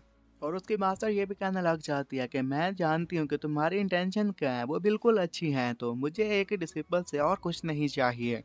कि एक बंदा आ जाता है और ये कहने लग जाता है कि लॉर्ड मास्टर मेरे पास एक चीज़ है जो कि मैं आपसे पूछना चाहता हूँ, तो वो कहती है कि हाँ पूछ लो। तो वो ये पूछने लग जाता है कि ये सवार डैमरियो कहाँ चला गया, अब वो कहाँ पर है। उसकी ये बात सुनने के साथ सोचेंगे हैरान हो जाता है और इसी के बारे में मास्टर भी पूछ लेते हैं कि मुझे बताओ कि तुमने इसके के साथ कैसे डील किया। तो आगे उसके पास कोई जवाब नहीं था कि वो इससे कैसे बताए कि उसने इन सब के साथ कैसे डील किया। उसके मास्टर के मन में भी यही सवाल था कि अगर सवार्ड एम्ब्रियो ने यहाँ पर इसे पहचान लिया है तो ये उसे मास्टर के तौर पर चूज कर लेगी और इससे तो इसका मोमेंटम भी बन पाएगा। और वो बंदा भी मन ही मन में ये कहने लग जाता है कि अगर सवार्ड एम्ब्रियो उसके पास मौजूद है तो इससे हमारे सेक्ट की रौनक और भी बढ़ जाएगी। उनकी ये बातें सुनने के साथ ही आगे वो बता देता है कि उसे तो मैंने जाओ सीओ को दे दिया। तो उसके मास्टर और साथ खड़ा हुआ बंदा हैरान हो जाते हैं। मास्टर ये कहने लग जाती है कि तुमने क्या कहा कि तुमने अपने सवार एमरी और अपनी डिसिपल को दे दिया। सो चैंग उन्हें बताने लग जाता है कि तुम्हें फिक्र करने की कोई ज़रूरत नहीं है, सवार एम्ब्रियो ने उसे अपने मास्टर के तौर पर चूज किया था। ये तो उसके साथ हार्ट के साथ अटैच हुआ हुआ है, तो तुम्हें इसके बारे में फ्यूचर में भी कोई फिक्र करने की ज़रूरत नहीं है। उसने ये सारी बातें जैसे उन्हें बताई थी कि अब उन दोनों के पास कहने के लिए कुछ अल्फाज ही नहीं बचे थे। कि फिर वो मास्टर ये कहने लग जाता है कि वेल वो जैसा कि हमारे ही सेक्ट की डिसिपल बन चुकी है, तो सवार्ड एम्ब्रियो उसके पास है, तो उसका मतलब है कि वो फ्यूचर में और भी स्ट्रॉन्ग बन जाएगी। सो चैंग तुमने अच्छे डिसिपल को चूज किया। और उसके मास्टर मन में ये कहने लग जाती है कि इसके पास तो इतनी टेरिफाइंग पावर है और क्या सवार्डमैनशिप टैलेंट इसने अपने बलबूते पर खड़ा किया। मुझे नहीं पता कि अब इसके पास और ज़्यादा पावर है। कि फिर जाओ भागते भागते आ जाती है, कहने लग जाती है कि अब तुम और मैं सेम ही सेक्ट से बिलोंग करते हैं। तो सोचें कहने लग जाता है कि ये तो अच्छी बात है। और मन ही मन में ये कहने लग जाता है कि ऐसे यहाँ पर मेरी सेफ्टी बिल्कुल तुम्हारे ही हाथों में है।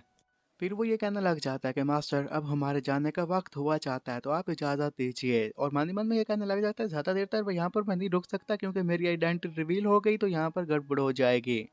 उसकी मास्टर ये कहने लग जाती है कि हाँ हाँ तुमने सही कहा, वैसे भी सिलेक्शन यहाँ पर मुकम्मल तौर पर ख़त्म तो नहीं हो, लेकिन तुम लोगों का काम हो गया, तो तुम लोग जा सकते हो, घर जाकर आराम करो। और मन ही मन में ये कहने लग जाती है कि ये तो प्ले बॉय होने के बारे में काफ़ी मशहूर था, लेकिन यहाँ पर तो इसने अच्छा काम कर दिखाया, मुझे तो यकीन नहीं आ रहा। जबकि सबकी वजह से कोई और खुश हो ना हो, जाओ काफ़ी ज़्यादा खुश थी। और वो ये कहने लग जाता है कि अब हमें वापस जाना होगा, तुम मेरे साथ चलो। और उसने जिस तरह उसका हाथ पकड़ा हुआ था उसके साथ चिपक रही थी, सबकी वजह से सू चैंग को काफ़ी शर्म आ रही थी। और वो उसे ये कहने लग जाता है कि तुम काफ़ी ज़्यादा क्लोज हो, लेकिन इस सब से उसे कोई फ़र्क नहीं पड़ता था। और ये कहती है कि तुम तो मेरे फैंसी हो ना। और उसे ये भी कहने लग जाती है कि तुमने तो कहा था कि अगर हम दोनों साथ मिलकर काम करेंगे तो इससे मैं और ज़्यादा स्ट्रॉन्ग बन जाऊंगी, तुमने ऐसे ही कहा था ना। उसके बाद होने के साथ सोचें कहने लग जाता है कि अगर ऐसी बात है तो फिर ठीक है, हम दोनों चलते हैं। उसकी मास्टर थोड़ा सा आगे गई थी, उसे ये बताने लग जाती है कि जैसा कि तुम अब वापस से अपने सीधे ब्रदर का स्टेटस हासिल कर चुके हो, तो मैं सेक्ट के जाकर लोगों को इसके बारे में बता देती हूँ कि तुम दोबारा वापस आ चुके हो। सू चैंग कहीं कहने लग जाता है कि नहीं नहीं, ऐसा करने की कोई ज़रूरत नहीं है। जबकि उसकी मास्टर कहने लग जाती है लेकिन चैंग चैंग को इसके बारे में पता होना चाहिए। तो सू चैंग ये कहने लग जाता है कि तुम मुझे पर ही छोड़ दो, मैं अपनी रेपुटेशन खुद कमा लूंगा। अगर यहाँ पर तुमने उन्हें बताया कि रेपुटेशन मैंने कैसे हासिल की, उन्हें यकीन नहीं आएगा, लेकिन जब वो खुद अपनी नज़रों से देखेंगे तो खुद ही मेरी रेपुटेशन के बारे में जान जाएंगे। और अगर यहाँ पर काफ़ी सारे ब्लाइंड डिसिपल्स ने मुझे अट्रैक्ट करना शुरू कर दिया तो मेरे लिए मुश्किल काफ़ी बढ़ जाएंगी, तो मैं नहीं चाहता लोगों को मेरे बारे में पता चले।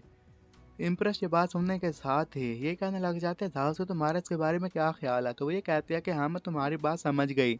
तो वो तो ये कहने लग जाती है कि ये ज़रूर तुम्हारा एक बहाना है, मैंने सही कहा ना। तो सोचेंगे उसकी बात सुनने के साथ हैरान हो जाता है और यहीं पर एपिसोड खत्म हो जाता है। एपिसोड की शुरुआत में हम देखते हैं कि जाओ सीओ ने जैसे ही उससे वो सवाल पूछा था, इसी के साथ ही वो हैरान हो गया था।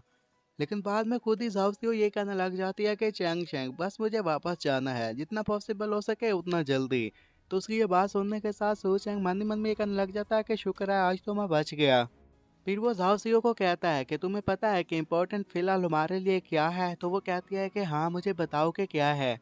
सू चैंग उसकी बात सुनने के साथ ही फिर एक साइड पर चल देता है और वो उसकी तरफ हैरानी से देखने लग गई थी। सू चैंग उसे बताता है कि हमें यहाँ पर लोकी का इस्तेमाल करना होगा। मन ही मन में ये कहने लग जाता कि अगर हमारी पॉपुलैरिटी इंक्रीज हो जाएगी तो इसकी वजह से काफ़ी सारे डिसिपल चैलेंज करने के लिए हमारे पास आ जाएंगे, और वो ऐसा नहीं चाहता था।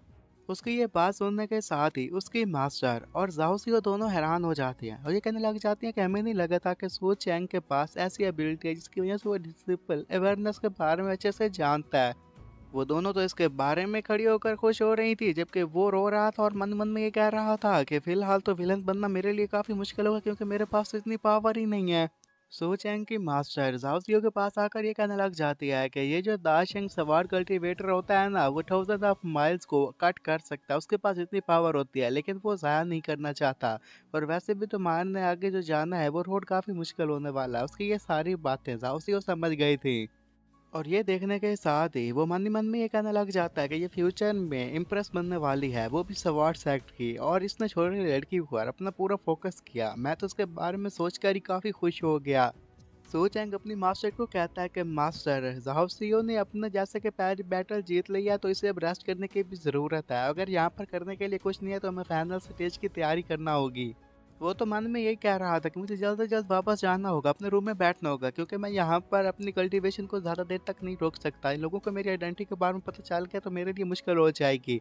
जबकि ज़ाओसियो खुश हो रही थी और ये कह रही थी कि ये तो मेरे बारे में सोच रहा है, ये तो मेरी काफ़ी ज़्यादा केयर करती है, उसे क्या पता था कि ये क्या सोच रहा है।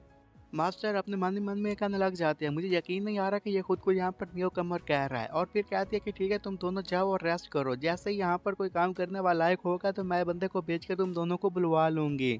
सू चैंग सुनने के साथ ही कहता है कि चलो जाओ, हमें यहाँ से जाना होगा। तो वो कहती है कि ठीक है, उसके पीछे पीछे चलने लग जाती है। तभी गेट पर पहुंचते हैं कि आगे से शो वो आया खड़ा था। उन्हें देखने के साथ ये मन ये कहने लग जाता है कि आखिर ये अब यहाँ पर क्या कर रहा है। वो तो जल्द से जल्द वहां से निकलना चाहता था, क्योंकि फौज से और पंगा नहीं ले सकता था। जबकि शो हुआ अपने मन ही मन में ये कहने लग जाता है कि इसके साथ फाइट करके मुझे काफी मजा आया, और ऊपर से इसने मेरी इंसल्ट भी नहीं की और मेरी इज्जत भी बचा ली। उसे जाता हुआ देखकर पीछे बैठ जाता है और रोने लग जाता है। ये कहने लग जाता है कि सीनियर, मैं तो आपके जितना बिल्कुल भी काबिल ना बना, आप सच में महान हैं। सो चैंग रोम में पहुंच गया था। वहाँ से साथ ये कहने लग जाता है कि शुक्र है कि अब मैं यहाँ पर आराम कर सकूंगा, आज की वजह से मैं काफ़ी थक गया। फिर बाहर उसे शोर सुनाई देने लग जाता है, और उसकी वजह से उसके पसीने छूट कर ये कहने लग जाता है कि बाहर बहुत ज़्यादा नाच लगता है कि वर्चुअल बॉस अब स्टार्ट हो चुका है। फिर जाओसियो उसके पास आ गए, उसकी गोदी में बैठ जाती है। तो देखकर वो शर्मा गया, तो कहता है कि जाओसियो, तुम यहाँ पर आ गई। और वो मन ही मन में ये भी कहने लग जाता है कि तुम्हें पता है कि मैं सिर्फ एक आम सा इंसान हूँ, तुम मुझे इस तरह टेस्ट करना बंद कर दो। आखिर मैं कब तक खुद को इस तरह रोक पाऊंगा, और ऊपर से तुम फ्यूचर इम्प्रेस हो तो मेरी जिंदगी अजाब बन जाएगी। जाओसियो मन में ये कहने लग जाती है कि एक इंसान उस वक्त शर्माता है जिस लड़की से वो प्यार करता है उसके वो करीब बैठी है, और ये भी बिल्कुल वैसे ही कर रहा है। मेरा फियांसे भी मुझसे काफ़ी शर्माता है, लेकिन आखिर ये कब तक शर्माता रहेगा। वो एक्टिंग करने लग जाती है और कहने लग जाती है कि मेरी तबीयत ख़राब हो रही है। वो कहता है कि क्या हुआ, तो कहने लग जाती है कि लगता है कि मुझे नींद आ रही है। सो चैंग उसे उठा लेता है, कहने लग जाता है कि अगर तुम्हें नींद आ रही है तो ठीक है, मैं तुम्हें बेड तक पहुंचा देता हूँ, तुम अच्छे से रेस्ट करना। तो वो कहती है कि ठीक है। तो ये देखने के साथ ही वो आगे से कहने लग जाते हैं कि सो चैंग, तुम तो सच में काफ़ी काइंड निकले हो, तुम मुझे यहाँ पर लेकर आए, तुम्हारा बहुत बहुत शुक्रिया। तो वो भी ये कहने लग जाता है कि तुम अभी आराम करो, जैसे ज़रूरत पड़ेगी मैं तुम्हें बुला लूँगा। और वहाँ से जाते हुए वो खुद पर काफ़ी ज़्यादा गुस्सा कर रहा था। ये कहने लग जाता है कि मैं क्या कर सकता हूँ, वो मेरे सामने है लेकिन फिर भी मैं उसका फ़ायदा नहीं उठा सकता। जैसे ही वो बाहर गया था, इसी के साथ ही वो पीछे से उठ जाती है और ये कहने लग जाती है कि उसने तो सच में मेरा कोई भी फ़ायदा नहीं उठाया और उसने मेरे साथ कुछ भी नहीं किया। इम्प्रेस भी ये कहने लग जाती है कि तुम आखिर क्या सोच रही, तुम्हें पता ना कि सोच है कि काम बंदा नहीं है, बल्कि जो उसकी सोच है वो सुपीरियर हो चुकी है, और ये जो तुम उस पर ट्रिक आजमा रही थी उस ट्रिक में नहीं फंसने वाला। फिर वो बेड पर लेट जाते हुए कहने लग जाती है कि आखिर उसने पीछे क्यों है खुद को हटा लिया, यही वजह है कि क्या वो मुझसे सच में प्यार करता है। इम्प्रेस भी उसे ये कहने लग जाती है कि तुम्हें पता है कि उसके पास कुछ भी नहीं है जिससे वो डरता हो, और वो तुम्हें हाथ नहीं लगा रहा, इसका मतलब है कि वो एक्स्ट्रा ऑर्डनरी है, वो तुम्हारे बारे में अच्छे से सोचता है। और वैसे भी फ्यूचर में जब तुम सुप्रीम सवार्ड के लेवल तक पहुंच जाओगे ना, तो फिर तुम दोनों ने साथ में ही प्रैक्टिस करनी है। तो तुम अभी इसके के बारे में ना सोचो और काम के बारे में सोच लो। वो भी खुश होकर कहने लग जाती है कि चाहे अभी या बाद में, फिर तो मैं तुम्हें खा जाऊंगी। सूजंग अपने रूम में बैठकर अब ध्यान लगाना शुरू कर देता है। फिर जैसे वहाँ की जगह को देखता है तो उससे वो काफ़ी खुश हो गया था। और ये मास्टर उसके कहने लग जाते हैं कि चैंपियन, लगता है कि तुम्हें सेक्ट से काफ़ी प्यार है। और वहाँ पर खड़ा हुआ मास्टर भी ये कहने लग जाता है कि मैं इसकी वजह से इसकी रिस्पेक्ट करता हूँ, ये मेरा सीनियर ब्रदर भी है। और यहाँ पर इतनी देर रहने के साथ ही ये इन चीज़ों से बोर हो गया, लेकिन कभी इसने ऐसा नहीं जताया कि ये यहाँ पर बोर हो गया। और सोचेंगे अपने मन मन में ये कहने लग जाता है कि वेल, मैं तुम लोगों के बारे में ऐसा कुछ भी नहीं कह सकता कि पिछले 10 सालों के साथ मेरे साथ क्या क्या हुआ। उसकी मास्टर आते कहने लग जाती है कि चैंग, क्या तुम्हें उस हैंडीमैन डिसिपल के बारे में याद है जिसे तुमने खरीदा था। तो वो कहता है कि क्या मैंने ऐसा भी कोई काम किया था। तो उसकी मास्टर बताने लग जाती है कि जो तुमने डिसिपल को ब्रॉड किया था ना, तो उसकी जो फिजिकल ट्रेनिंग है वो नहीं हो पाई, उसने उसे अचीव नहीं किया और उसके मास्टर भी मार गए थे। और जैसा कि उसके पास मास्टर नहीं है तो हमारे सुप्रीम सवार्ड सेक्टर में उसका प्रैक्टिस करना भी काफ़ी मुश्किल हो जाएगा। सू चैंग कहने लग जाता है कि हाँ, और कल्टीवेशन इमोर्टल्स के यहाँ पर जितनी भी दुनिया है ना, उसके लिए काफ़ी क्रूर बन जाएगी, तो तुम लोग उसे किसी इमोर्टल वर्ल्ड में भेज दो। तो इस पर वो कहती है कि ठीक है, हम भी ऐसा करने का ही सोच रहे थे। सू चैंग इसके बारे में बात कर रहा था कि तभी फिर उसे कुछ झलकियाँ आने लग जाती हैं और वो वहीं पर हक्का बक्का खड़ा हो गया था। उसे वही डिसिपल याद आने लग गई थी जब उसकी बोली लगाई जा रही थी। बोली लगाने वाला बंदा ये कह रहा था कि खैर ये तो और किसी काम नहीं आ सकती, लेकिन खूबसूरत दिखती है, इसका फिगर भी काफी खूबसूरत है, तो उसकी बोली लगा दो। और वहां पर खड़े हो सभी लोग उसकी बोली लगाना शुरू कर देते हैं। उसकी बोली 10 से स्टार्ट हुई थी, कुछ 10 टाइल्स देता है, कुछ 15, कुछ 20। सो चैंग भी वहीं पर आया हुआ था और उसने उसके लिए 500 टाइल्स लगाई थी। फिर उसके पास जाकर कहता है कि तुम मेरे साथ हो, मैं तुम्हें इमॉर्टल गेट लेकर जाऊंगा और वहां पर तुम्हें पर्सनली टीच करूंगा। तो उसे उस पर भरोसा था, तो उसके साथ चल पड़ती है। और वो लड़की फिर हमें ये बताने लग जाती है कि मुझे ऐसा लगा था कि वो मुझे अपने साथ लेकर जाएगा, मेरे लिए बेनिफैक्टर के तौर पर काम करेगा, लेकिन ऐसा कुछ भी नहीं हुआ, क्योंकि ये वहां पर जाते साथ ही उससे मारना पीटना शुरू कर देता है।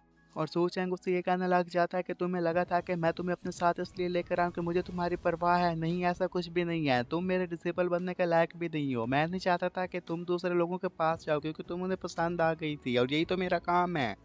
और वो लड़की ये बताने लग जाती है कि ये मेरा ही ड्रीम था कि वो मुझे रिसिपर के तौर पर एक्सेप्ट कर लेगा। वो तो एक विलन था जो कि बाकी सारों को प्ले थिंग्स के तौर पर इस्तेमाल करता है। वो मुझे सवार साइड में छोड़कर चला गया था, उसके बाद जो भी ह्यूमिलेशन हुई उसका जिम्मेदार वही है। और इसी की वजह से उसकी हालत भी काफ़ी ख़राब हुआ करती थी। उसके पास भी कोई नहीं था, उसका जो मास्टर था वो भी मारा जा चुका था। और मास्टर की टॉम के पास खड़े होकर वो ये कहने लग जाती है कि मेरा नाम शैन रूयान है और मैं यहाँ पर आज से कसम खाती हूँ कि मेरा सवारी मोटरसाइकिल से कोई भी लेना देना नहीं है। और इसके साथ साथ मैं एक और भी प्रॉमिस करता हूँ, वो प्रॉमिस यही है कि वो कुत्ता अगर मुझे कहीं भी फ्यूचर में नजर आ गया तो उसे मैं मार दूंगी। सो चैंग को अब शैन के बारे में याद आ गया था और वो कहता है कि हाँ हाँ मुझे उसके बारे में याद आ गया, लेकिन उसी के साथ उसके पसीने भी छूटना शुरू हो गए थे। और 3 सालों के बाद ही वो इनविंसिबल डीमन लॉर्ड बन गई थी और इसी के साथ ही वो चाहती है और वहीं पर उसे मार देती है। इसी के साथ ही यहीं पर ये एपिसोड भी खत्म हो जाता है। एपिसोड की शुरुआत में हम देखते हैं कि सू चैंग को जैसे मालूम हुआ था कि एक और लड़की उसे मारने के लिए तुली हुई है, तो वो यही कहता है कि सू चैंग असली बॉडी के ओनर, तुमने ऐसा क्यों किया कि हर कोई तुम्हें मार रहा है। और वो खुद को ही समझाते हुए ये कहने लग जाता है कि मैं तुम्हें मार दूंगा। तुमने एक इनोसेंट सी लड़की को इतना कैसे मजबूर कर दिया और उसे इतना कैसे जलील किया। वो खुद से इसके बारे में बातें कर रहा था कि चीफ साइड से गुजरते हुए ये कहने लग जाती है कि मैं शू हुआ को सेंड करती हूँ ताकि शैनरो यान को वो यहाँ से दूर भेज सके, क्योंकि उसके पास वो टैलेंट नहीं है जो टैलेंट हमें चाहिए। शैनरो यान का नाम सुनने के साथ ही शू चैंग यही कहता है कि 1 मिनट मास्टर, आप रुक जाइए, अभी कहीं मत जाइए। उसकी मास्टर हैरान हो जाती है कि आखिर ये ऐसा क्यों बिहेव कर रहा है और इसके साथ ऐसा क्या गलत है। सो चैंग उसे कहने लग जाता है कि मास्टर, मैंने इसके बारे में कुछ और सोचा है, आप फिलहाल उसे मत निकालिए। और मन ही मन में कहता है कि अगर हमने उसे निकाल दिया तो फिर हम लोगों की खैर नहीं। मास्टर हैरानी से उसे कहती है कि हाँ बताओ कि तुमने इसके बारे में क्या सोचा है। सो चैंग उसे कहता है कि आपको तो पता ही है कि कुछ ऐसे स्टूडेंट्स भी होते हैं जिनमें बाद में एबिलिटी आती है, मुझे लगता है कि उसमें भी एबिलिटी बाद में आ जाएगी, ये ना हो कि बाद में हमें पछतावा हो। उसकी मास्टर कहती है कि तुमने ये बिल्कुल सही कहा है, अगर तुम्हें लगता है कि आगे जाकर ऐसा ही होगा तो फिलहाल मैं इस मैटर को दूर रखती हूँ, तुम भी जाकर इस मैटर को संभाल लो। और ये सुनने के साथ वो भी खुश हो गया था और कहता है कि अभी मुझे वो इमेज नज़र नहीं आई जहाँ पर सॉन्ग मुझे मारने के लिए आ रही थी, लगता है कि ये मैटर सॉल्व हो चुका है। इस मैटर को सॉल्व करने के बाद वो खुद से कहता है कि मुझे अब शैन के पास जाना होगा और उसके इसके बारे में बात करना होगी और जो भी मुसीबत है उसे दूर करना होगा, वरना 3 सालों में हम सभी लोगों की खैर नहीं होगी। वो इन्हीं की बातों के बारे में खड़ा सोच रहा था। जाओसियो उसके पास आती है और कहती है कि आप किसके बारे में सोच रहे हैं, क्या आपको कोई चीज़ परेशान कर रही है।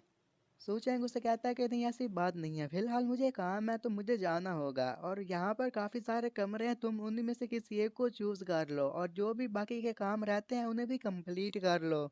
जाओसियो उसके पास आती है और उसे कहती है कि तुमने कहा कि मैं कोई भी रूम चूज कर सकती हूँ, तो वो कहता है कि हाँ मैंने कुछ ऐसा ही कहा है। जाओसियो कहती है तो फिर तो मैं तुम्हारा ही रूम पिक करूंगी, क्या वह मैं पिक कर सकती हूँ। वो कहता है कि जैसे तुम्हारी मर्जी। दूसरी तरफ हम सोंग रूयान को देखते हैं जो कि अपने मास्टर के रूम के बाहर खड़ी थी जो कि मर चुके थे, और वो यही कहती है कि मास्टर जैसा कि आप मर चुके हैं अब मैं अकेली रह गई हूँ। कि तीन लड़कियां दरवाजा खोलती हैं और अंदर आते साथ ही ये कहने लग जाती हैं कि शैन रूयान तुम्हारे मास्टर मारे जा चुके हैं और अब से उनका ये रूम हमारा हुआ, तो तुम यहाँ से चली जाओ। शैन रूयान उन तीनों लड़कियों को यही कहने लग जाती है कि ये मेरी मदर इन लॉ की रेजिडेंस है, तो इसलिए तुम ऐसे ही आकर इस पर कब्जा नहीं कर सकती। उन तीनों में से एक लड़की आगे बढ़ती है और उसे एक जोरदार थप्पड़ दे मारती है और कहती है कि तुम्हारे पास कोई भी स्पिरिचुअल पावर नहीं है तो तुम्हारी हिम्मत कैसे हुई कि तुम मुझसे ऐसे बात करो। और वो लड़कियां उसे ये भी बताने लग जाती हैं कि शैन रोयान क्या तुम्हें पता है कि सीनियर ब्रदर भी वापस आ चुका है और वो भी तुम पर जरा बराबर रहम नहीं दिखाएगा।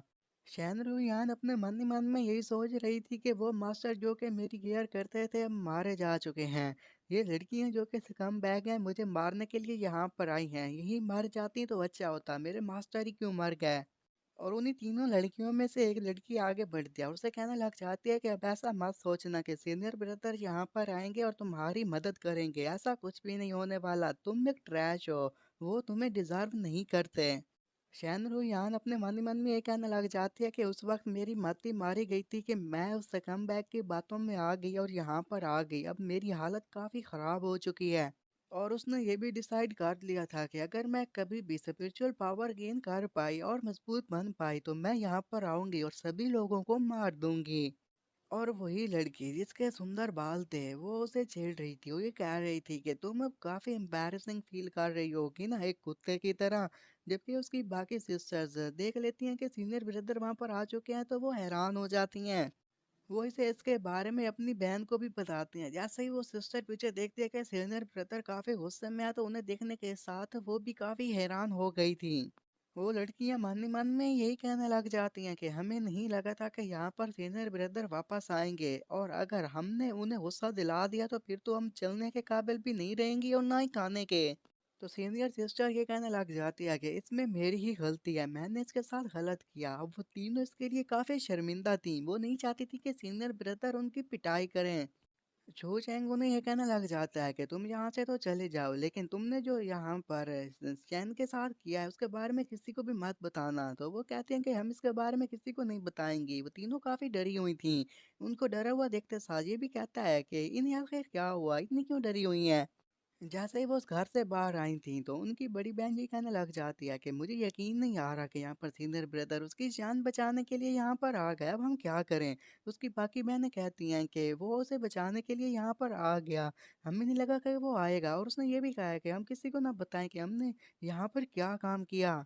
उनकी सीनियर सिस्टर उन्हें ये कहने लग जाती है कि जैसा कि हम जानते हैं कि हमारे सीनियर ब्रदर कितने चीज़ों के साथ खेलते रहते हैं, मुझे लगता है कि अब उन्हीं के ज़हन में कोई और भी प्लान होगा, वो यहाँ पर कोई तमाशा ज़रूर क्रिएट करेंगे। शैन रूयान अब उसके कदमों में बैठ गई थी, वो ये कहने लग जाती है कि आप सीनियर ब्रदर कहलवाने के लायक हैं। तो सो चैंग अपना हाथ आगे बढ़ाता है और उसे कहता है कि क्या तुम ठीक हो। तो वो उसे ये कहती है कि हाँ मैं तो ठीक हूँ, लेकिन तुम कौन हो। जिसके बारे में सोचें मन ही मन में ही सोचता कि क्या मुझे इसे अपनी आइडेंटिटी बता देनी चाहिए या अभी और वेट करना चाहिए।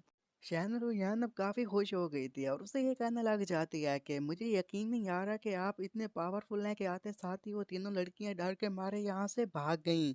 सो चैंग भी मन ही मन में ये कहने लग जाता है कि ये भी जो सोच रही है वो मैं भी सोच रहा हूँ कि मैं यहाँ पर जब आया था तो वो तीनों ऐसे भाग गई जैसे उन्होंने किसी घोस्ट को देख लिया हो। शैन रुयान फिर कहती है कि आपने जो मेरी यहाँ पर मदद की उसके लिए मैं काफ़ी शुक्रगुजार हूँ, और आज रात मैं यहाँ से चली जाऊंगी और आपने जो भी मेरे ऊपर एहसान किया है वो उसे रिपे ज़रूर करूंगी। सो चैंग ने जैसे ही रिपेमेंट के बारे में सुना था तो वो काफ़ी हैरान हो गया था, उसे पता था कि इसकी रिपेमेंट का क्या मतलब है। वो जानता था कि ये स्ट्रॉन्ग बन जाएगी और फिर हम सभी को मारने के लिए यहाँ पर दोबारा आ जाएगी। इसलिए वो नहीं चाहता था कि इस जगह को छोड़े, तो उसे कहता है कि तुम यहाँ से मत जाना। तो वो हैरान थी और कहती है कि लेकिन सीनियर ब्रदर, वो आगे से कहता है कि ये सारा कुछ तुम्हारे फ्यूचर पर ही है, मैं तुम्हारे फ्यूचर के लिए ये सब कुछ कर रहा हूँ, तो इसलिए तुम यहाँ से मत जाओ। और मन ही मन में कहता है कि अगर तुम चली गई तो फिर मैं ही सफ़र करने वाला हूँ। शैनरू यहाँ अब रो पड़ी थी और उसे कहती है कि क्या आपको लगता है कि मेरा कोई फ्यूचर होने वाला है। आपको पता है कि मेरे मास्टर मारे जा चुके हैं, मेरी मदर इन लॉ भी मारी जा चुकी है, मैं एक वेस्ट हूँ, कोई स्पिरिचुअल पावर नहीं है तो लोग मुझे यहाँ पर बुली करेंगे।